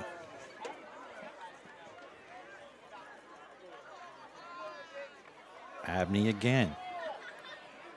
And he is pulled down from behind. That is Rich Toussaint. Rich Toussaint again having a good game tonight. No gain, maybe lost a yard. Kevin, are you surprised they're not going to the air more here with the arm Well, of Schilmer? I think, in obvious passing situations, you're going to see it, but I feel like with the lead, they are going to try to establish some type of ground game, especially since you got the linebackers playing back a little bit because they've already shown the ability with the slant to throw the ball. You've loosened up the defense a little bit, kind of, with the pass, giving yourself an opportunity to run. But give credit to Sterling. They're doing a good job in recovery and getting to the outside. Worked on the screen pass before. Sure. Prediction, pass play right here. 3rd down and 12. It is a pass play. Scrambling and thrown to the ground. Almost a one-arm sack by Dylan Herbert. They attempted to throw, but Herbert says no. Yeah, we've seen Herbert all night get around that outside, and that's just a speed rush. I don't think he was touched, but it looked like Toussaint was being double-teamed. That leaves Herbert room on the outside, and a great job. Again, not only coming in quickly, but staying under control and breaking down and fundamentally doing what you need to do right there. Andrew Campbell is in the punt. He's off the right side of your screen there a bit. We'll zoom it out. So Campbell into punt. Let's see if Sterling gets some pressure on. They've blocked one punt already tonight.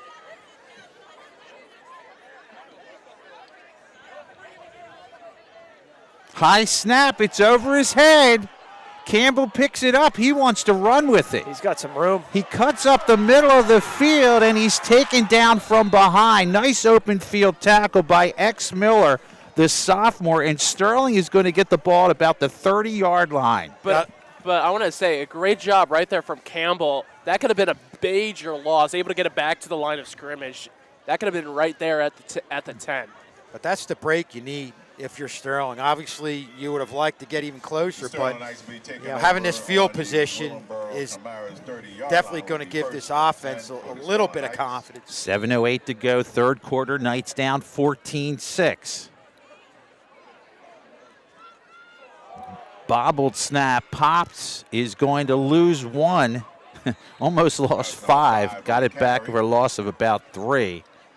Little slow getting up, but he is getting up.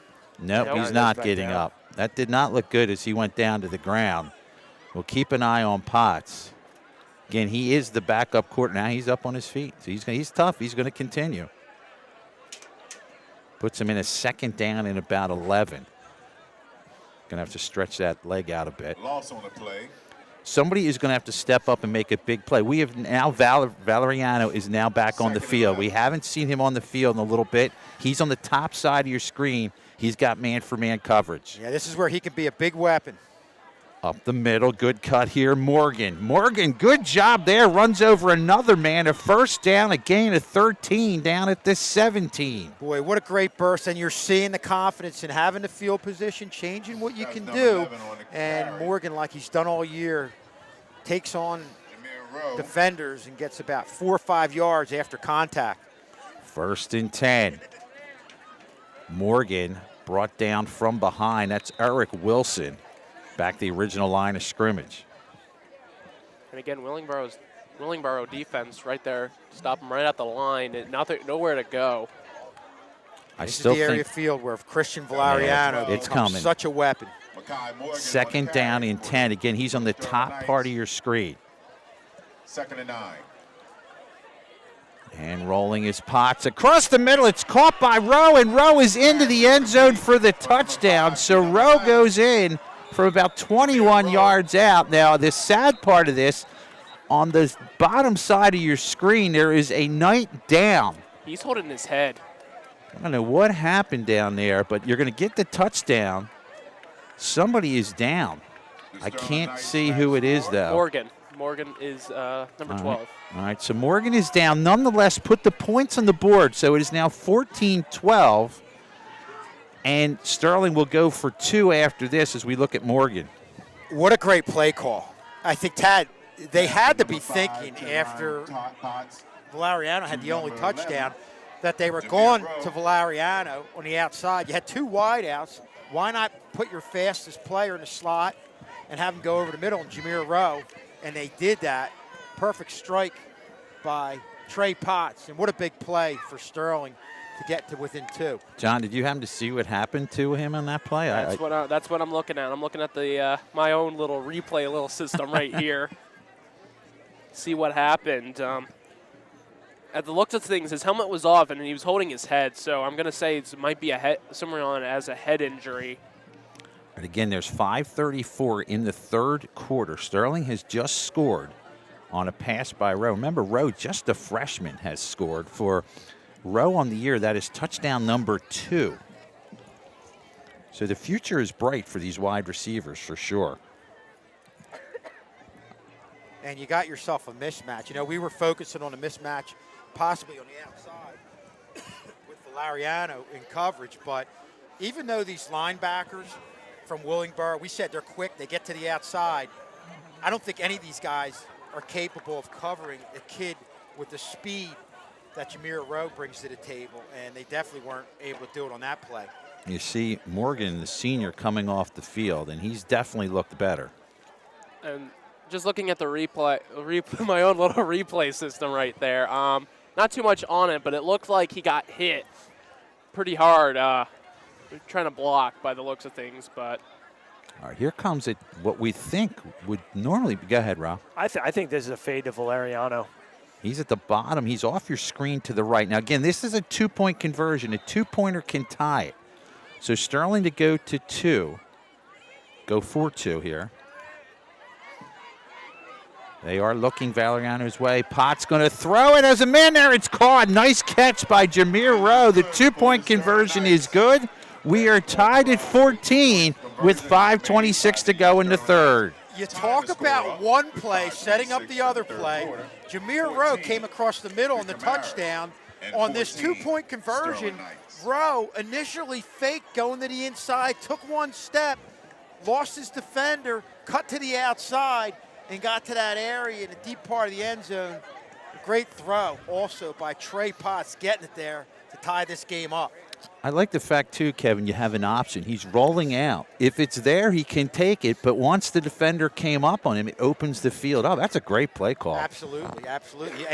And you saw how many more things you can do, obviously, with the great field position. I think part of what has happened to this offense is they're back on their own end of the field so deep, it changes the defense and their ability to stunt and do a lot of different things that they can't necessarily do when they're deeper on their own end of the field. So 5:26 remaining, third quarter. Sterling has tied it up at 14. How about the beating that Trey Potts has taken this game and still has risen right back up and made big plays. The toughness of Trey Potts. The Energizer Bunny. Yep. Takes a licking, keeps on ticking. I get that right? No, that's Energizer. Was that the Watts commercial? Keeps a licking and keeps on ticking? It's an old commercial from the 70s or 80s. Oh, wait, now. Timex. Timex. Yes. Keeps a licking and keeps on ticking. Takes a licking and keeps on ticking. Yeah, that was... Jim McKay used to be. That is correct. Wow, very Wow, good. look, that's a good pull from you. Wow. It's a deep cut, Schulze. I'm out of breath from that one right now. I got to sit down. Sit down. A little woozy. You want to get you water or something? Yeah, sorry for all the smoke coming out of my ears right now. Apologize. Short kick, bobbled at the 23, now picked up. And on it here, I believe, is right. Receiving the kick was number And he's going to get out to about the 27, and it'll be 1st and 10. Dylan Herbert on the tackle. 26-yard line. So let's see what the Willingboro offense has as we are now tied at 14. And again, we had that major play from the defense, able to stop them. Offense helped them out a little bit, helped them out with the holding call. And special teams was able to help out a little bit with the high snap on the punt. So 1st and 10 for Willingboro. They'll take it from their own 27.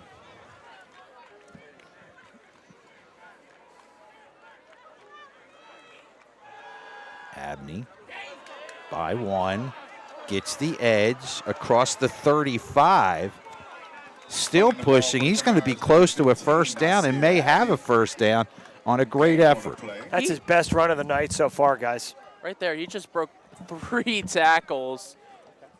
And it all started with a good push up front. You know, I think one strength of Sterling was that they weren't getting pushed around up front, but also they were containing. You didn't see contain on that one, especially on this near side. Ladies and gentlemen, the concession stand. 9-yard gain, 2nd down and 1. 2 wideouts to the far side. 4:36 and counting, third quarter, tied at 14. Throwing play, far side. It is dropped. The pressure may have had him throw it a little faster than Shoemaker wanted, as it's incomplete. Deuce Everett out there on the coverage. I think even if that was completed pass, Deuce Everett was right there. Make the play. Would have stopped him right in his tracks and no gain, so brings up 3rd down. 3rd and 1. They're going to give it, I think they're going to give it to their running back right here. Why not? 3rd and 2. 4 minutes, 27 seconds. The clock will start on the snap here in the 3rd. We are tied at 14. Abney. And he is going to carry Dylan Herbert for about a yard and get a first down. So that'll move the chains with 4:21 to go in the 3rd. Yeah, it looked like Sterling had a blitz there, and that's one of those ones where you take a chance and you hope. You blitz to the side that they're running the ball. They ran it to the other side, and they were able to gain a big first down, getting the ball out about the 38-yard line. 4:09 and counting, third quarter, 1st and 10. We're tied at 14. Get a good look down the line of scrimmage there. Abney. Abney is just putting his head down and pushing ahead. Tino Severese was listed there as the tackler, but I don't think he's out there tonight. It's a gain of about 4. You know, you have all your assignments on that read option, but I think, man, I'm going to slant more towards Agby. I'm going to have everybody going to him because I feel like if Shoemaker keeps it, you can recover on that, but Sterling really needs to get better penetration into the backfield of Willingboro. I think that was Eli Thompson, the freshman, on the stop. Abney, nice delay. Thompson grabbed him early. He's going to be about 2 yards shy of the first down, and this is just basic. If Sterling can't stop it, keep doing it. Yeah, and they're consistently, you're seeing a good push right now from the offensive line of Willingboro, and just not seeing that penetration that we saw early on from the Sterling defense. 3rd down and 3 for Willingboro. 2 wideouts far side. Schomer really hasn't had to throw a lot. They go up the middle. Good job initially on the stop with the one arm. Jumbo Reddick, number 78. You see him. He is just a sophomore. Number 78 on the left side of your screen. As we zoom in for him there, he's a force. And again, he's only a sophomore. Fans, be ready and prepared. He's got a future somewhere. I don't know where, but somewhere. He just gets better each year. I know last year as a freshman, definitely it was a big adjustment, even with the size, but he's really came on this year. And here's our first crucial play of the game. 4th down and 4. Grab a t-shirt. Up the middle. This is Bright, and Bright, depending on where they spot this, wow, it is going to be really close. You see the feet of the official at the top side of your screen. He's where they will place the ball, and this is going to come down to a measurement. Yeah, this is going to be close. Very close to a first down. The guts to go on that one. Yeah. Holy cow. I think you're going to have to measure this one. And you better. can see now they're saying he's got it. Sterling coach is not happy. First down. Dan Harris not happy with that. 4 by Bryson Bright. They have a much better look than we do. Sure. All right, move the chains. 1:22 and counting, 3rd quarter. Tied at 14. It's 1st and 10. Again, that was Bryson Bright who came in on that last run. Watch for them to go up top here. At some point, Here's Bright. you're going to see him go to the air. Bright finds an edge. A flag flies. This is coming back. This does not matter. It is coming back as a flag went down at midfield just as he made his turn. It is holding, and it is coming back. So what could have been a big play for Willingboro is going to go back 10. Nice run by Bryson Bright, but there is a flag on the play. Well, you saw a decent job on the interior of the line, but one thing you're seeing now, we talked about it before, 14 for the Camaras. is giving Willingboro the ability to bounce out to the outside, but obviously it's going to be all for naught. And Rob, Penalties. the defense has been great, but the penalties have been greater. Yeah, that's the one area that I think coaches really look at are the penalties. And penalties and turnovers can really have, there are two things, shows you that drive coaches nuts. And I think tonight, even though Camaras haven't really turned the ball over all that much, I think the glaring statistic are the penalties in key situations. Yeah, you can live with a lack of ability to move the ball downfield if the other team's just making great plays. I mean, they're winning one-on-one battles, but when you're hurting yourself, you only have yourself to look in the mirror at. Maybe this is where they go up top, guys. It's a spot foul, so it's 2nd down. Actually, they're calling it 1st and 19. This is Bright. Number 6 on the carry. Bright, check the Gibson. Check that. Gibson's going to take it maybe for a yard. And not much on that. You see Morgan back into the game after that injury for her during that touchdown. We have 41 seconds and counting here in the 3rd period. We are tied at 14. This is going to be a 2nd down and 17. Again, I wouldn't be surprised if they tried to go up 2nd top and 16. at one point here. You got one-on-one coverage on the outside on both wideouts. 2nd and 17. Good edge run here. Getting some good rushes off the bench. A couple of these runners. This is Gibson there. As Mackay's going to be very close to the first down again, maybe just a little bit shy. Real good run there at the very end with it staying inbounds, tiptoeing the sideline, and then the reach at the very end, knowing where the first down marker is, and he picks up the first down. Mackay Gibson's run was enough for So he does get the first down. They'll set the chains at Sterling's 42. We are tied at 14, and that might be the last play of the flag just threw. The head coach is on the official on the left side. On the play. I don't know if we can see it because there's some spectators in front of us. It's definitely a sideline penalty here. 7 seconds. Our sideline warning is what we're going to get. They're just getting a warning.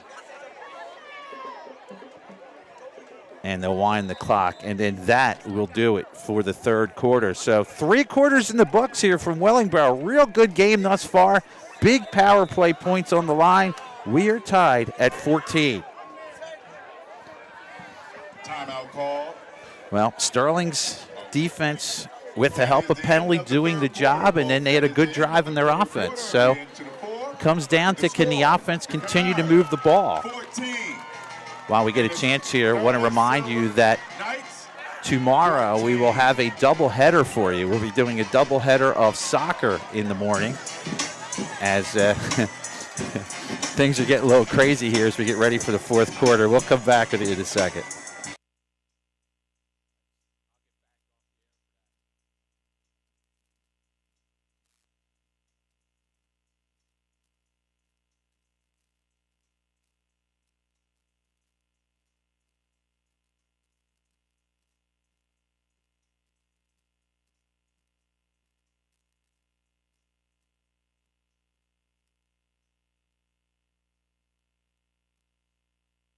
We apologize for that, but for copyright reasons, we can't have copyrighted music playing in the background, or the computer readings of YouTube will knock us off the air. So that's why I had to go muted there, as there was some copyrighted music that was just being played. Nonetheless, fourth quarter, tied at 14, and here's Rob Strauss to take us home in this one. Thanks for keeping us on the air there, Ted. Thank you. Appreciate that. I tried.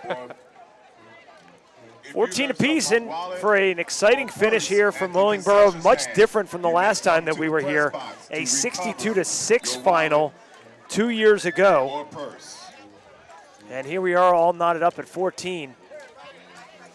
Coming out of the third quarter to start the fourth. It's going to be 1st and 10. Ball at the 42-yard line, moving from left to right. We have not seen this formation yet.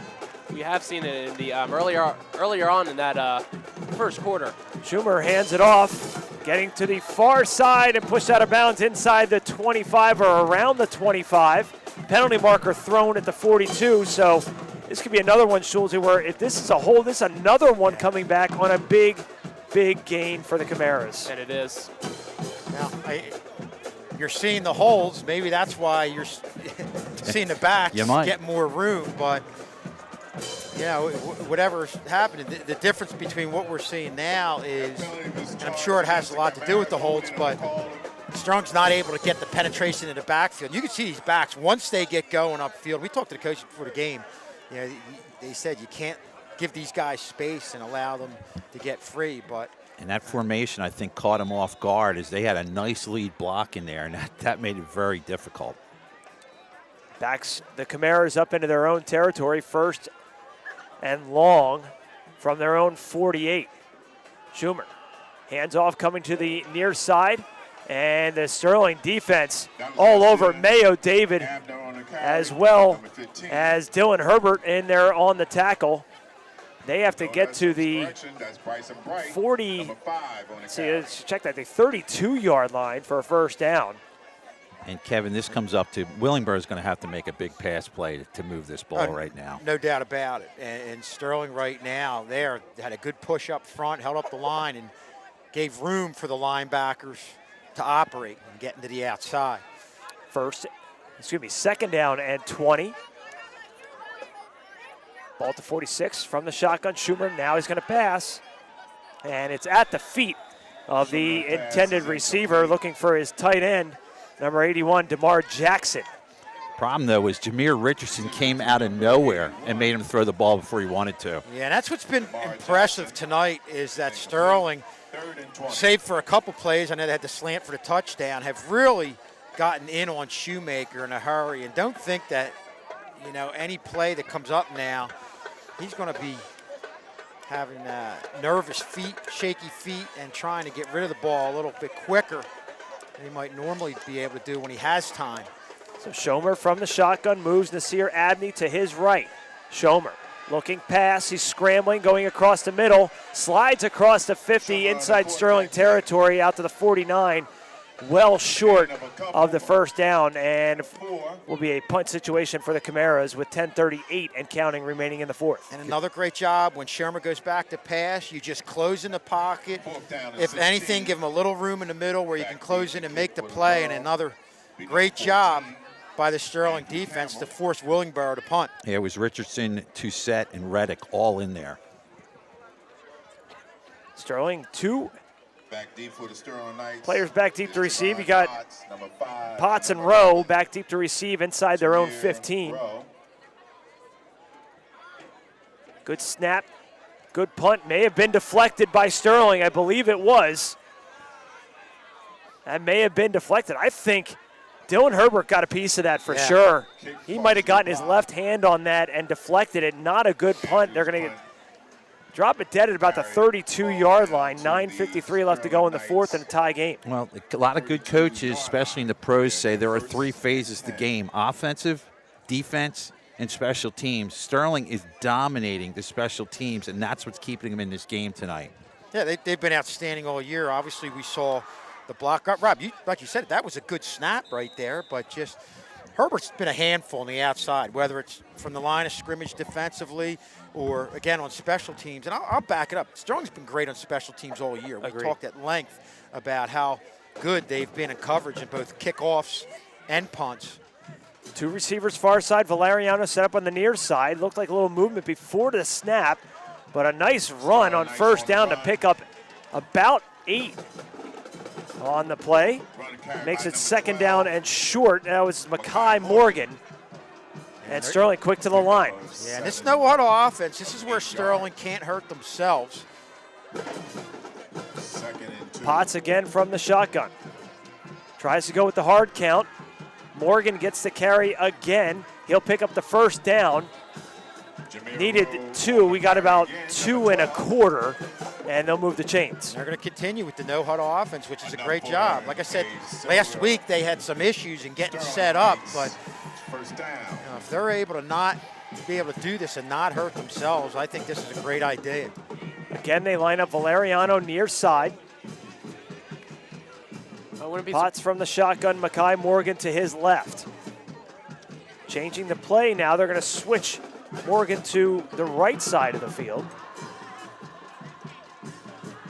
Potts bobbles the snap, ball's on the ground, and the Camaras say that they have it. We'll see. I think Potts may have fallen at the last second, and he has. Wow. It's been a season of difficult snaps, and they're very fortunate that they jumped on top of that one. Yeah, I thought for a second, like you did, Rob, that somebody from Willingboro had it.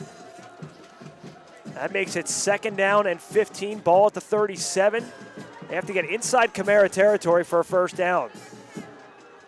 They go Morgan again as he approaches the 40. He's not going to get there, out to about the 39-yard line. It'll be a third down and 12. And that was a play if you could have snapped it a little bit quicker. The defender was late getting over there. You had, I believe it was Rowe, in the slot with nobody on him. Guys, I know we don't keep time of possession here, but the Camaras are clearly dominating time of possession here in this game. Potts back to pass, plenty of time, going deep, looking deep, and it is incomplete. Looking on that far side for Oz Lee, and he just overthrew him just a little bit. It's going to bring up a 4th and 13 in a punt situation with 7:52 to go. I think they were looking for the penalty right there, unable to get anything on that play. I don't think they were really going to try and catch for that one like they did. I think it was going to be more of a, hopefully just throw it up there, maybe get a 50-50, but it was more looking for like a penalty. And also to show that Trey Potts has the arm to get it down there. I mean, that was a nice throw. You and I both looked at each other like, wow, that was a heck of a throw. Gibson back deep to receive for the Camaras, standing inside his own 40. Herbert punts it away, and it just goes higher in the air than it does on the ground. Barely reaches the 45, and that's one that Herbert's going to want back And it will be 1st and 10 for the Camaras at the Sterling 44. But I can understand what he's going through. He had 4 gray shirts coming his way. It's hard to keep your concentration on your foot. I mean, he at least got the ball off, and you got to give him credit at least for that. Yeah, he does an outstanding job back there. We've seen him delay a little bit when a defender was on him, move a little bit to the right and get rid of some punts. So, yeah, definitely doing the best he can back there. 7:40 remaining in a tie game, 14 apiece in the 4th quarter. Schomer will draw across the 40, across the 35, gets the first down. Nice piece of running by Nasir Abney, who's been doing it all night for the Camaras. Yeah, that was a great piece of running, but boy, I'll tell you what, it really wasn't crisp execution in the backfield. Took a lot of time for the play to develop, and that's one of the plays where you got to feel like defensively you need to get in there a little bit quicker. That's often an indication that you're getting worn out on defense. Sure. Schomer from the shotgun, standing at the Sterling 40. Abney to his left. Put the fullback in motion. It goes to Abney. Carrying the pile near the 30-yard line. He's going to be just a little shy.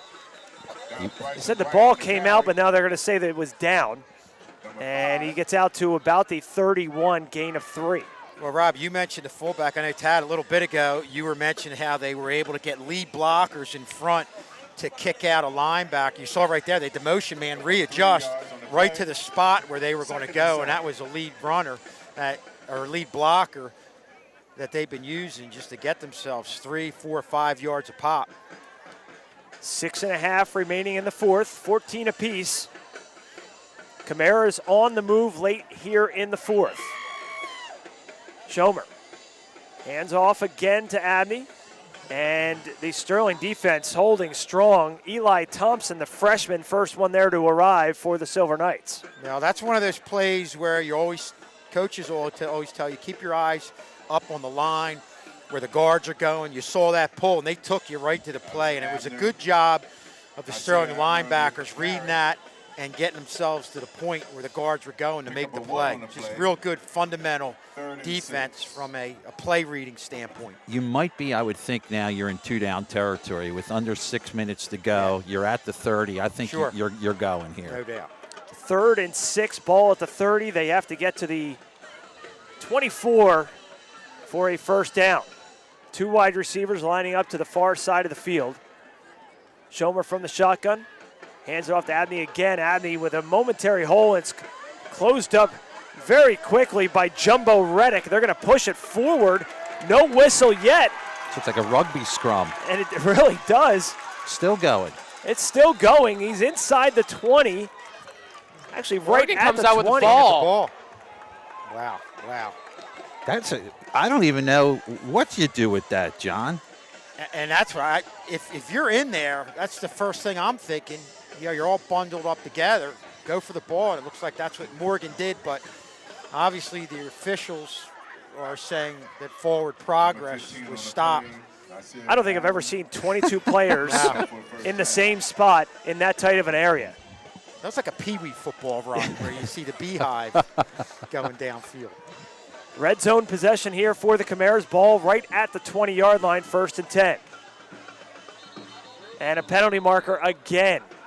And False start, and that'll cost the Camaras 5 yards. I believe that was the man in motion. You're supposed to hesitate a split second before charging the line. He turned, went to the line of scrimmage, and that's what brought that flag there. And again, our best friend, if you're Sterling, the flags. Yep.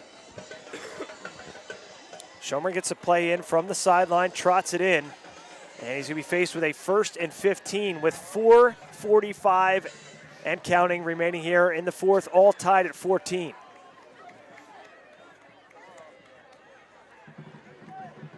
One receiver to the near side, one way on the far side of the field. Schomer hands it off. This time he's going to go to Bryson Bright. Penalty marker thrown. No gain on the play. Let's take a look at the penalty. The referee threw it. Threw it pretty quickly, too. And he had to look back. Devon Atkins had his arms up in the air, but that's going to be another penalty against the Camaras. And all that momentum that they had is now propelling them backwards with 15 yards of penalties. And, of course, I say this in jest. If you have an MVP of the game, it's going to be special teams and the flag. The flags. That's it. That yellow piece of cloth is our MVP of the game. Take a picture. Mr. Schulz will be down in the field to talk to him after this one. Probably not going to get a lot out of the penalty flag, They'll actually. be running away. Running away. Your questioning is impeccable, but I don't think you're going to get much out of the penalty markers. Not be surprised if I saw a screen right now. Going across the middle of the field, and it is dropped. In on the coverage for Sterling was Oz Lee. Intended, looked like they were going for Mekhi Gibson. Wow, and Sterling caught a break because that was a well-thrown ball. It was right on the chest, but instead of receiver, Kevin, try and catch it with his hands, he tried to cradle off his chest, and that's where he blew it. You see that all the time in high school football, and it hits a pad and it's popped right out. You have to wonder if Oz Lee, we don't have the benefit of replay here, I wonder if Oz Lee even got an arm in there, potentially. But it looked like it hit. Like it was pretty clean in getting there. Yep. Trying to give Oz Lee benefit of the doubt there. 2nd 15. Handoff again goes to Bryson Bright, goes nowhere. If anything, he lost a yard. It's going to be 2nd down and 16. And I think, this was a Sterling defense. Rob, you mentioned about the time of possession favoring Willingboro. Tad, you were mentioning how the defense is worn out.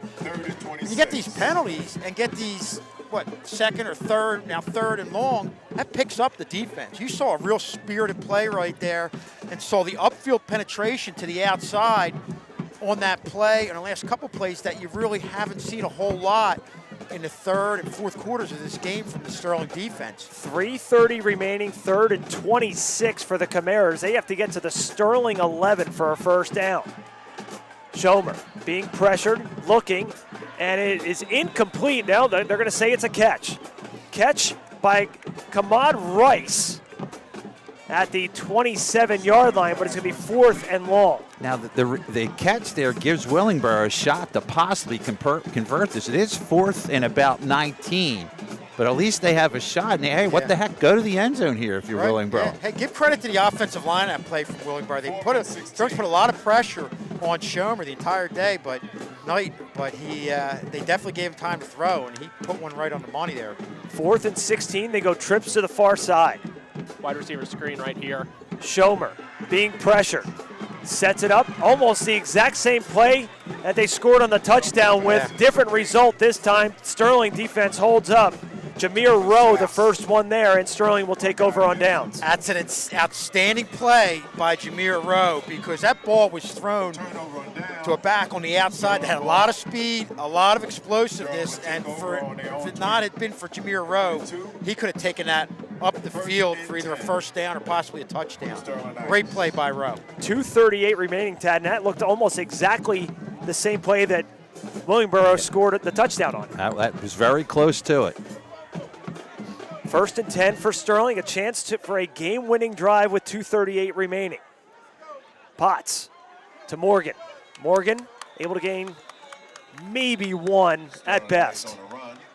And a timeout, Willingboro, their first with 2:32 remaining. So now the timeout game that we saw at the end of the first half is now being played at the end of the second. And if I'm Willingboro right now, especially after seeing Potts throw the ball downfield, I'm telling them, one-on-one with Lariano on the outside, the safety's got to get over there, hedge over there to help in a one-on-one situation. And, Kevin, they've been playing one safety at the middle of the field. I'm really surprised they don't go to 2 safeties here to protect against that big play. I would not be surprised if they did that because you say that and all, but we've seen Rowe able to get wide open. They're all concentrated on him, on Christian right now. And honestly, why not give it to other wide receiver that's wide open right in the middle? Well, we'll see what they do. It looks like one safety again up the middle of the field. 2nd down and 10 after the timeout by the Camaras. 2:32 remaining. Potts from the shotgun. Valeriano lined up to the near side. Hand off to Morgan again. Morgan up the middle, gets to the 25, and the rugby scrum continues. Only about 18 members of the squad. And now another timeout by the Camaras.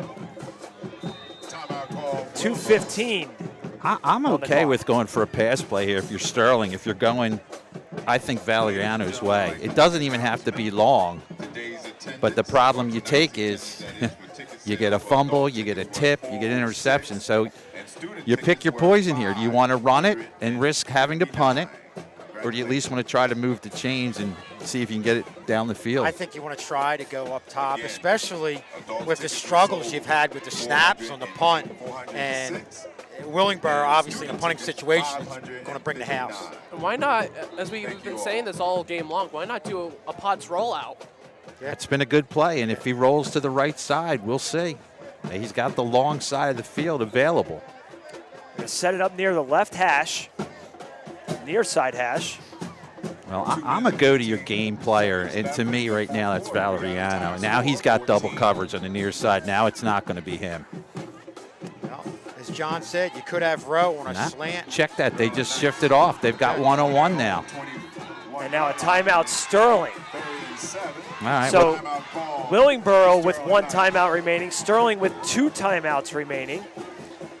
And we've seen that confusion with Willingboro on the defensive side of the ball. Tad, you and I picked up when they left Rowe open for a period of time, and they eventually got over there. And I think with that being said, that's what the Willingboro defensive coaches are seeing, and they want to make sure that they've got everybody in the same spot, everybody's on the same page, especially with all the playmakers Sterling has. I'm just surprised they're going to put their back against Valeriano on an island. If I see that if I'm Sterling, I'm like, Christian, take off on a go route. Potts, let it go early. Let him run under it. Take a shot. So after back-to-back timeouts, 3rd and 7 on the 25. Valeriano sets up on the far side of the field. Two wide receivers to the near side. Now they put one in motion in Deuce Everett. Potts looking his way, looking across the middle, and it is incomplete. It was deflected, and a late hit comes in. Yeah. Valeriano got decked, but he pops right back up, and that's going to give Sterling a first down.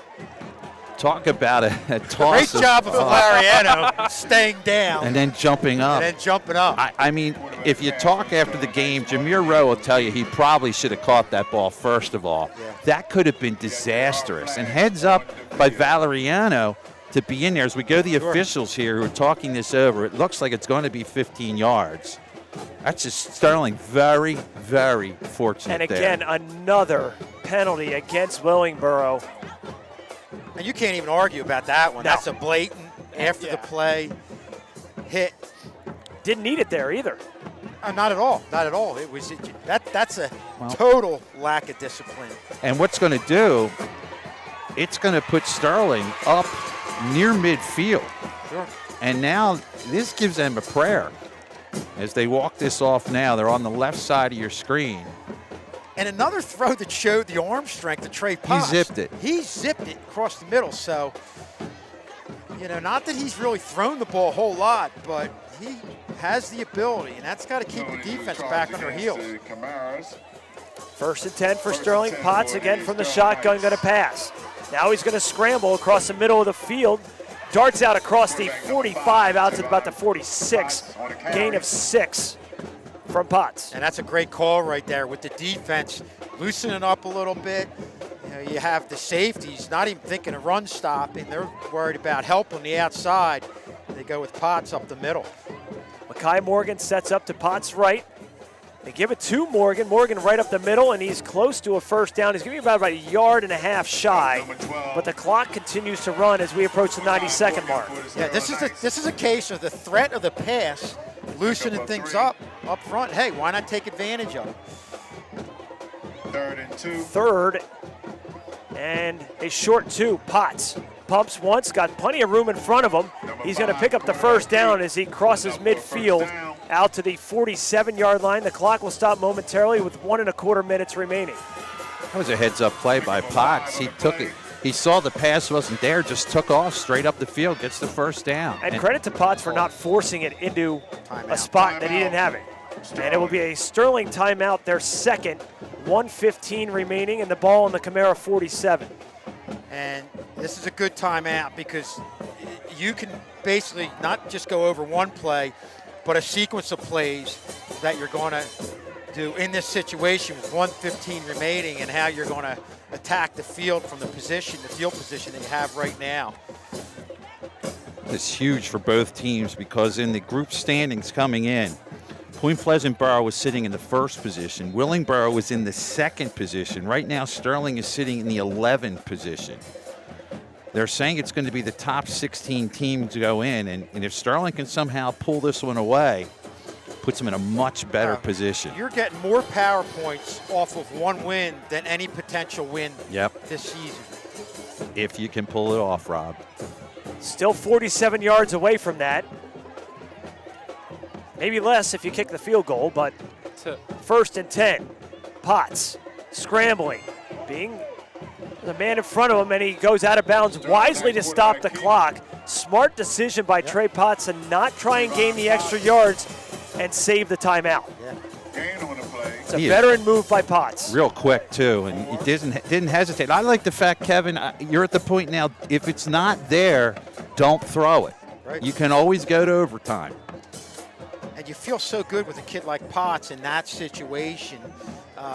Just being able to read and react to different situations in front of him, whether it's reading the receivers or reading what can allow him to be in a running situation.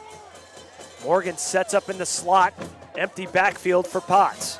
Passing down, plenty of time, looking across the field, and it is incomplete. Looking on the play for Jameer Rowe, and it was broken up nicely by the Camaras defense, but you had to take that shot there. That's a tough catch for Rowe, because you could see as the ball was in the air, he looked at the safety, and he knew he was going to get clobbered. And that's the difference between throwing to the slot, you're in a little bit closer, the safety has a little bit more of an ability to get over there as opposed to the outside receiver. Under a minute to play. Potts scrambling out to his right, throwing right, and it's over the head of the intended receiver on that far side. And that, unfortunately, that's about the third time with Potts being quarterback over the last few weeks we've seen that. He was open. Deuce Everett. Go for it. I say go for it. It looks like they are, John. 4th and 6. Ball at the Camara 44-yard line. They have to get inside the 40 down to about the 38 for the first down. 54 seconds remaining. Empty backfield for Potts. Clean snap. Looking left, throwing left, going, looking for Valeriano. He catches it 5 yards out of bounds, and the Camaras will take over on downs with 49 seconds remaining. No flags on the field. Now, that's a pass I would not have made. You know that Christian's going to get double covered. Give it to Rowe. Rowe was going to be wide open right there. He was one-on-one. Why not loft it up to him? Yeah, they definitely had the safety shading over there. He did. Yeah. Well, here's, I believe, what do we have, one timeout for Willingboro? One left. They have a shot if they can get a big play. I think for Sterling, it's get pressure on the quarterback. Absolutely. They're doing a good job of that pretty much all game. 1st and 10 for the Camaras. Ball at their own 44. Schomer from the shotgun. Looking left, throwing left. Has a man complete in Makai Gibson inside Sterling territory at the 45. 45 seconds remaining. Sterling just missed with Mayo David. Almost made contact with the quarterback just after he let it go. Nervous times here for Sterling defense. Trying to force an overtime situation here. Schomer from the shotgun, 2 receivers to either side. Schomer, plenty of time, throws left, has a man complete, and they're able to escape on the far side across the 30 down to the 27. One thing Willingboro's been able to do, probably the last 3 or 4 times that Schomer's thrown, is they've given him a lot more time than they had at any point in this game. They completed it to Kamad Rice, but an injured Sterling player on the field is Rich Tassett, who's had himself a real nice game here for Sterling. And Sean Clank going to come out and take a look at Tassett, but missed tackle, able to gain that yard after catch. And now you're looking at 1st and 10 from the 31. And to set jogs off the field. You could see when Schomer has time to set the feet, he's got a nice arm, can really get you that throw to the outside. Sterling did not blitz on that set. I think I'm definitely coming with the blitz here. Yeah. I think you got to go get him. You got to take your chances because they'll pick you apart if you give them any type of time. 1st and 10. 33 seconds left. Ball at the 31-yard line. The clock continues to run. Schomer taking his time from the shotgun, gets the snap. Looking, being pressured, and he goes down in the backfield. Dylan Herbert with the sack. Yeah, that's and a timeout by the Camaras. Great call by the Sterling defense. You called it, Tad, too, that you need to put pressure on Schomer, and he's frustrated back there. They can't pass protect. When you send an extra man or two, they're not able to pick it up, and that's your best shot right now with 21 seconds remaining. I go back to when we first started doing games. I remember Leon Harris. He was big on the big quarterback comes in and moves the ball down the field. I'm taking chances. If he beats me, but a lot of times if a quarterback just gets hit hard one time, it's going to change how he plays the rest of that game. The only big play they've been able to make is Sterling's big play, too. A go route right from the sidelines. It's almost like 2 steps, throw it, and have your receiver go get it. I think that's the only shot they have because if they go across the middle of the field, I think they're going to run out of time. Yeah, 21 seconds remaining. I don't think you have enough time for a assemble and spike. We'll see what they come out with. They're going to go trips near side. Schomer. Clean snap again. Schomer being pressured. Gets away somehow. Schomer with some room across the 40. Pushed out of bounds into the Sterling bench. 10 seconds remaining. Kevin, check that 11. I don't know how he got out of that. Dylan Herbert had his jersey grabbed. Did you see that from here? They grabbed his jersey. It was 3 feet off his back. Yeah, give credit to Schomer for hanging tough, staying on his feet, and not only getting a couple yards, but more importantly, getting out of bounds to stop the clock. This is a situation here, Tad, where you got 2 shots at the end zone. You better make it quick with 11 seconds. You better make it to the end zone. That's why I think if you're Sterling, you're coming hard up the middle. End zone or bust. 3 wide receivers this time to the near side. Schomer with time. Going across the middle in the end zone. Incomplete. In and out of the hands of the intended receiver. Jameer Rowe there on the coverage. They were looking for Anais Hughes, and he almost ended this game. He literally had the game on his hands. Coverage was right there, and that was one of those throws. It was a nice tight spiral, kind of made the receiver turn, but to me, that's what gave the receiver space, but it would have been an outstanding catch that he just wasn't able to haul in, and good job by Jameer Rowe being there just to make that tough catch. Now we're having all kinds of changes here. This could be they're going to punt this one away. Wow. Now, if Sterling has the ball, that was 4th down on the play. Fourth. You're right. So Sterling, most likely, I don't see them doing anything crazy here. That would have been a game ender. That would have been a walk-off victory right there. Yep. So now an official's timeout, Sterling timeout. That's got to be their last one. 5 seconds remaining. I wonder here, do you take the knee? I or would. do you try some trickery here on your own 31-yard line in a tie game where you need the power points? You only have 5. You have 5 seconds, and a lot of bad things can happen, especially if you force a throw. The only throw I'm even thinking about, Kevin, is something near a sideline and deep, because that gives you at least a little bit of recovery time. Right. You can't go down the middle. No. You run out of time, and there's just too much traffic there. And Potts has the ability. We've seen him throw the ball probably further than we thought. All right, as we're going to widen this, let's zoom this out a little bit, Sam. They have the entire defense. They have 6 players 30 yards off the ball. Laterals. Okay, here we go. From the shotgun, and they just take the knee. Yeah, I think that's all I think that's you a can smart do. play there by Sterling, and for the first time this season, Sterling going to head to overtime, tied at 14. We have a tie score. All right, and here's what happens in overtime. We're going to get a coin toss.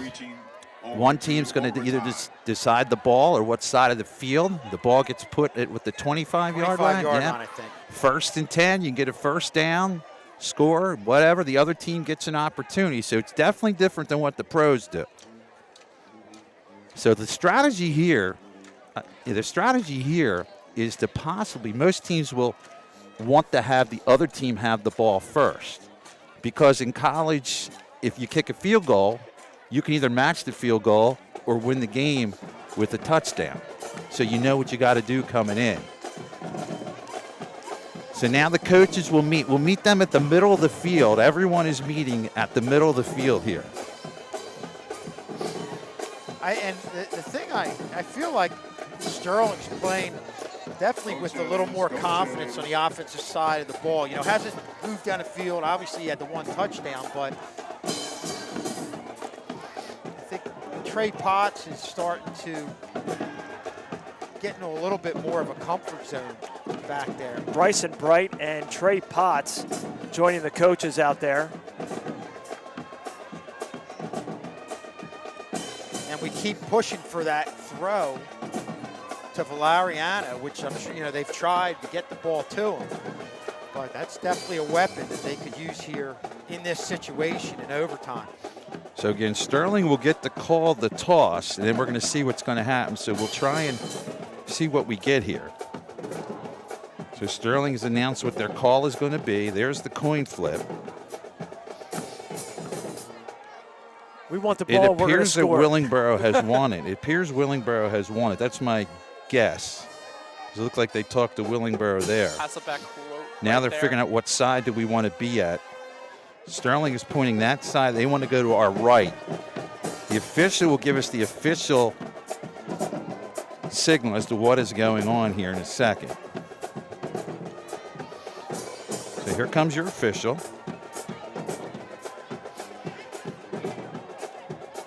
And I believe we're going to the right side of us for this overtime. Again, we are tied at 14. Overtime here from Willingboro. Have we had an overtime Sterling game in a while? I mean, you might have to go back to Thanksgiving, Collingswood.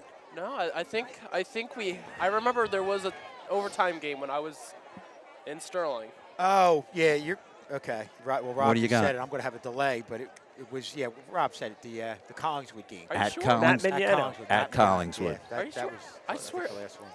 Are you sure? I think there was one during. Do you remember one maybe back from the 80s, John, or the 90s? Around there? No, I think it was either my freshman year, if not Or your sophomore. fifth grade year. One or the other. If you're just checking us out, we are in overtime. The game is tied at 14. Sterling will get the ball first. They're going to put it at the 25. Again, you can get first downs and then get a field goal or a touchdown. Willingboro is going to get the opportunity to do the same regardless of what happens. The second round, it flip-flops. Same side of the field. The referees are still trying to figure out what's going on here. The players are ready. And I picked a bad night to bring a windbreaker because I am freezing right now. It is much colder. Thank God it's not windy. Oh, man, that would have been That that would would have been have. brutal. I'd be crying, And the funny thing is, it's really not that cold, but it's chilly. but we're just not used to it yet. Yeah. Overtime from the 25, 1st and 10. Here come the Silver Knights. Handoff play starts it. This is Morgan. Morgan's going to push ahead for about 4 yards on the stop there, Nasir Abney. 2nd and 6. And they're going with that snow huddle offense. This has really worked out great for them in this fourth quarter. 2nd down in overtime. This is Morgan. They are ready for Morgan. He is going to lose a couple yards. That's Campbell in there on the stop. It's going to be 3rd and about 9. We're playing for overtime, folks. In case you didn't So know, again, that's what they're they will go on 4 downs here. If they don't make it, Willingboro has a chance to win it if they can get a field goal. Kevin, did you happen to see a field goal kicker before the game for Willingboro? I can't say I noticed. You know what? I did not notice. 3rd and 9. But I know they've been having trouble with the snaps, so. 3rd down and 9. Potts going to call up the line of scrimmage. Again, we're in overtime, tied at 14. Watch the blitz. Potts looking far side, gets the ball off, has a man there, Valeriano, and he catches it for a 1st down. So it'll move the chains here in overtime. Sterling will have it at about the 14-yard line. Well, they fake blitz. Good job by Potts, delaying the count, settling things down a little bit, and just went with the 4-man rush and weren't able to put pressure on Potts, and he had time to get the ball out to Valeriano. 1st and 10, we'll call it the 13. And we get a flag, and a false start is going to cost Sterling 5. Put him back 5. 1st and 15. Sterling really does not have a kicking game, so they're going to be going on 4th down every time. This will move the ball back to about the 18. Again, we're in overtime. 1st and 15. Sterling with the ball first here in overtime. Potts from the shotgun. Now in the backfield is Herbert. So Herbert now in the backfield. And the ball is bobbled, and let's see what the call is. The referee is in with Potts. I don't think Potts ever had it. There's a big call as we go back to the referee. Was he in the process? I have no signal yet by the official. Daddy, I saw him drop the beanie. So that's a fumble. So that means now it's going to be Willingboro ball. I haven't seen the signal, but it looks like that's the case. So that is a turnover. So here's the situation for Willingboro. They get the ball from the 25. A touchdown or a field goal wins the game for Willingboro. And it's a shame. I was locked on the receivers.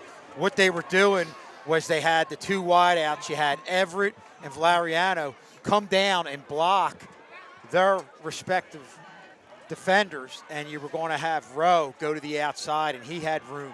Shame that wasn't. Abney Better snap. is going to get about 2 yards before he's stopped. Again, we're in overtime. Stopped on the play by X Miller. Now, And we are still in overtime. quick question. So after both drives, just to say if Willingboro doesn't complete this drive, does like the chains move up to like 20 or? No, it stays at the 25, and I believe at that point Willingboro goes first. So we'll see what happens here. They can win it with a touchdown or a field goal. A lot of shifting to the near side of the field. Abney pushes ahead. Abney's got close to a 1st down, maybe a half a yard shy on that one. Is that Potts on the stop there? 3rd and about a yard. Well, they got 2 downs to get 6 feet. And it really hasn't been anything fancy here, Kevin. It's been all Abney. Yeah, and we've seen him do that a lot. That one where he just slices through the defense, shows great upfield acceleration throughout the latter part of this game. 3rd and 1 in overtime. Any score wins it for Willingboro. Abney still on his feet. He is going to get the 1st down as they'll put it at about the 13. So 1st and 10 from the 13. 1st down. Willingboro, again, any kind of score will win this game. Abby's at back. You know, I talked about his acceleration, but he also keeps the legs moving and has got a ton of yards after contact throughout the second half of this game and now into overtime. 1st down. And Abney again up the middle. Abney real tough here, gets about 5 to the 9-yard line. They got to find a way to stop him. Yeah, and they're just looking a little worn down right now on the Timeout defensive side of the ball. And that's a good thing, Kevin. You said you noticed they're worn out, and the only thing you can do is call a timeout. So, again, we're in overtime.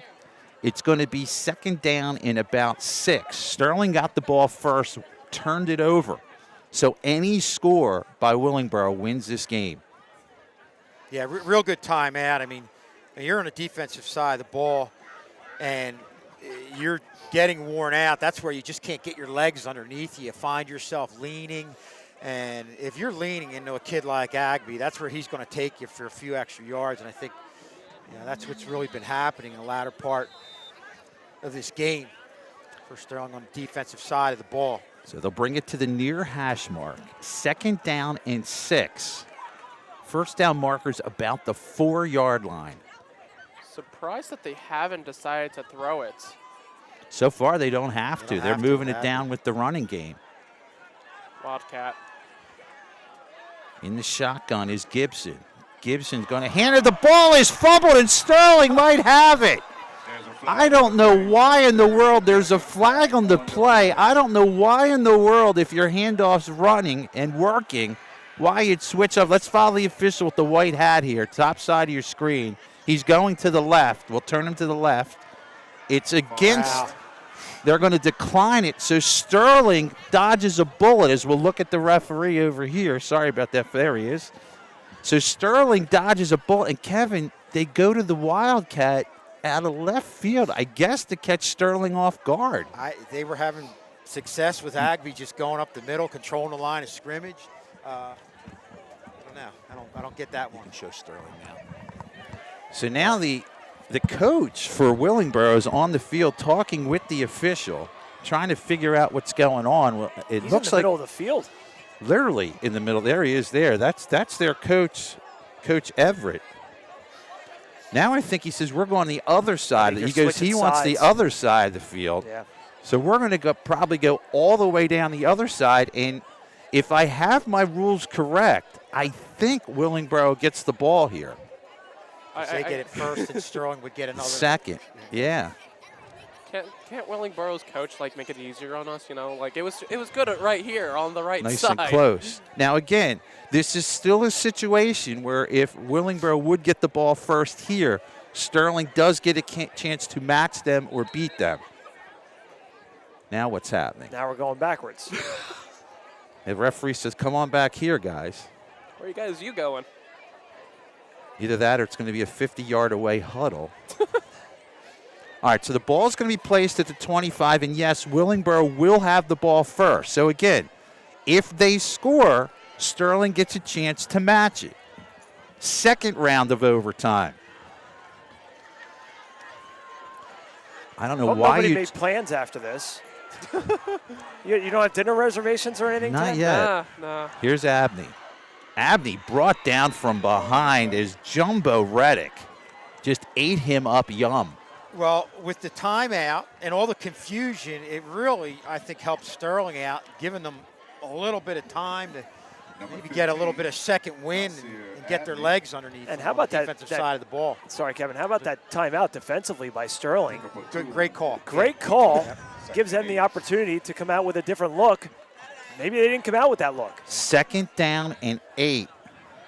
Abney pushing, as Kevin mentioned, still pushes the feet. Here comes the rugby scrum game. Now the whistle blows. They're going to blow it dead about the 19. He's about 3 yards away from the first down. That's about 6 yards with God knows how many defenders on his back. You can really say he's carrying the team with him. Yeah. Literally there. Good job, John. Third and a short 3. You can actually use the 15-yard line as the first down. So if you can get across the 15, that'll be your first down. Second and 3. Third and 3. Third and overtime. This is Bright. Bright looks to get around the edge. Bright is going to get a first down, pushed out of bounds at the 10-yard line. So they go to Bryson Bright, and he gives them some life. Couple good blocks by the lead back. I think that split and out to the outside. And that just didn't allow the Sterling defenders to get the upfield penetration that you need to stop these backs. And He was able to get around the edge Second for the first round down. of overtime. So again, if Willingboro scores, Sterling gets the match. This is a 1st and goal from the 7. They leave Bright in. Why not? Bright. He's pushing inside the 5, down at the 4, tackled by Morgan. Again, clock not a factor here in overtime. It's going to be 2nd down and goal from the 4. Kind of surprised Willingboro doesn't go with the no-huddle offense with the way they're wearing this defense down. And but I guess that's they like to go with the huddle. You almost could, the way they're just running it up the middle. Here's Abney now back into the game from the 4, 1st and goal. Abney pushing ahead. Abney is going to be in for the touchdown. So Abney gets the touchdown. Now again, to my knowledge, Sterling is going to get a chance to match this, even though Abney is going to go celebrate with the cheerleaders and the fans. Again, I believe Sterling gets a chance to match this. Yeah, you're right. They're marking it off for Sterling to get the ball. And I think you go extra point here as well, Kevin. You either go for your 1 or you go for your 2. And they didn't go for the extra point on either of their 2 touchdowns, so this is a big play right here. It's a big play. All right, so we're in the 2nd round of overtime. Willingboro has just scored to go up 20-14. We're assuming they're going to go for 2, but Sterling will get the ball and get a chance to match. So as you mentioned, the possibility of a big play here as we go for 2. This has got to be a big stop. From the shotgun, Schomer. And now a whistle stops things. And you better get this right, the officials say. Well, he's got the 2 backs to his left side. Would not be surprised if they went with the screen and with the 1 back leading the way. Camaras are going for the 2-point Block. conversion. 2-point conversion. Abney pushing ahead, close, and he's in. The 2-point conversion is good. So it is now an 8-point lead for Willingboro. Sterling is going to get the ball from the 25, knowing they have to score and get a 2-point conversion. Wow, what a big play. And I guess probably with the success that Agby's had in running the ball, they went with that, figuring he could get 2 yards at least. Again, Sterling will get it. This is our 2nd round of overtime. Sterling now down 8. They'll get it from the 25. They have to score and get a 2-point conversion to force further overtime. And Kevin, I know we talked about time of possession, and the defense has been on the field for so much of this game. Yeah. You have to think at some point, especially in a double overtime situation here, defense really starting to wear down.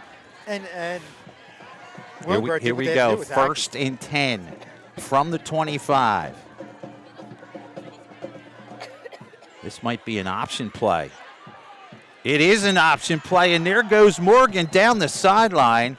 May have gotten 7 or 8. They'll mark him out at about the 17. First time we've seen that tonight. And Trey Potts got absolutely blown up on that option, and he is taking an absolute beating here today. He just keeps getting back up.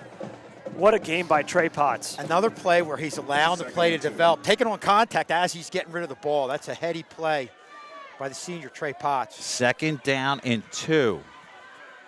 Looking, pass off, overthrows the intended receiver Rowe. It's going to be 3rd and 2. Probably a good play, though, to go for the end zone there on 2nd and short. That's the play they have had success with the slant to Rowe, and just a little bit high. That's a major miss right there, honestly. Willingboro's defense was not prepared for that. They were very late on the coverage, and Willingboro really lucky to get away with that one. 3rd down and 2, 2nd overtime. Sterling has to score a touchdown, get a 2-point conversion. Send a man in motion, winding himself around. That's Morgan. Give it to Morgan, and that's the game. The game is over. Willingboro wins it.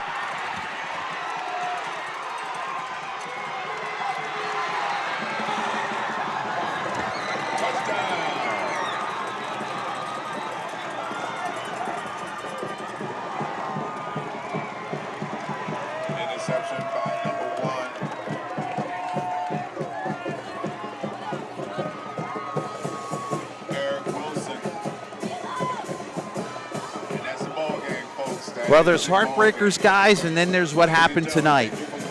Sterling is going to lose it in overtime on a turnover when they gave everything they could possibly give.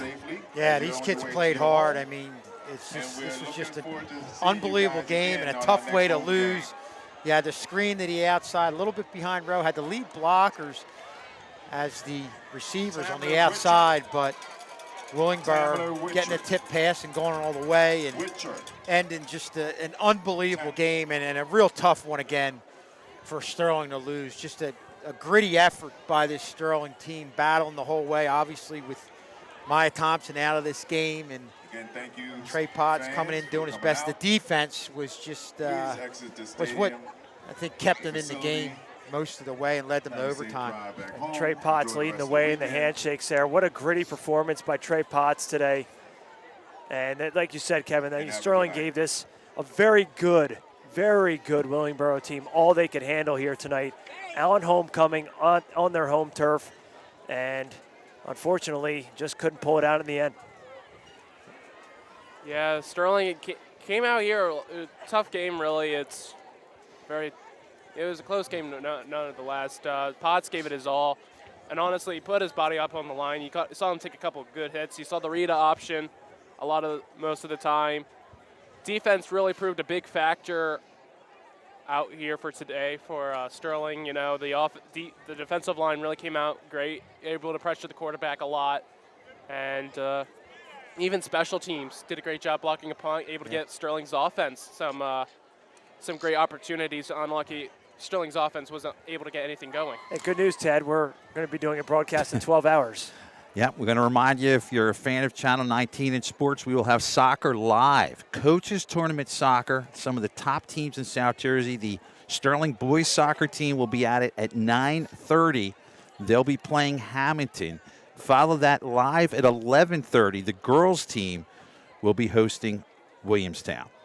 For Kevin Schulz, Rob Strauss, for Wiggles, John Hallwood. I want to thank our ladies who did a great job doing camera. I want to thank Sheree and Sam who had to battle the chilliness that we're having up here. Thank you, ladies. You did a fantastic job. I'm Tad Kozaneski. We will talk to you next week. And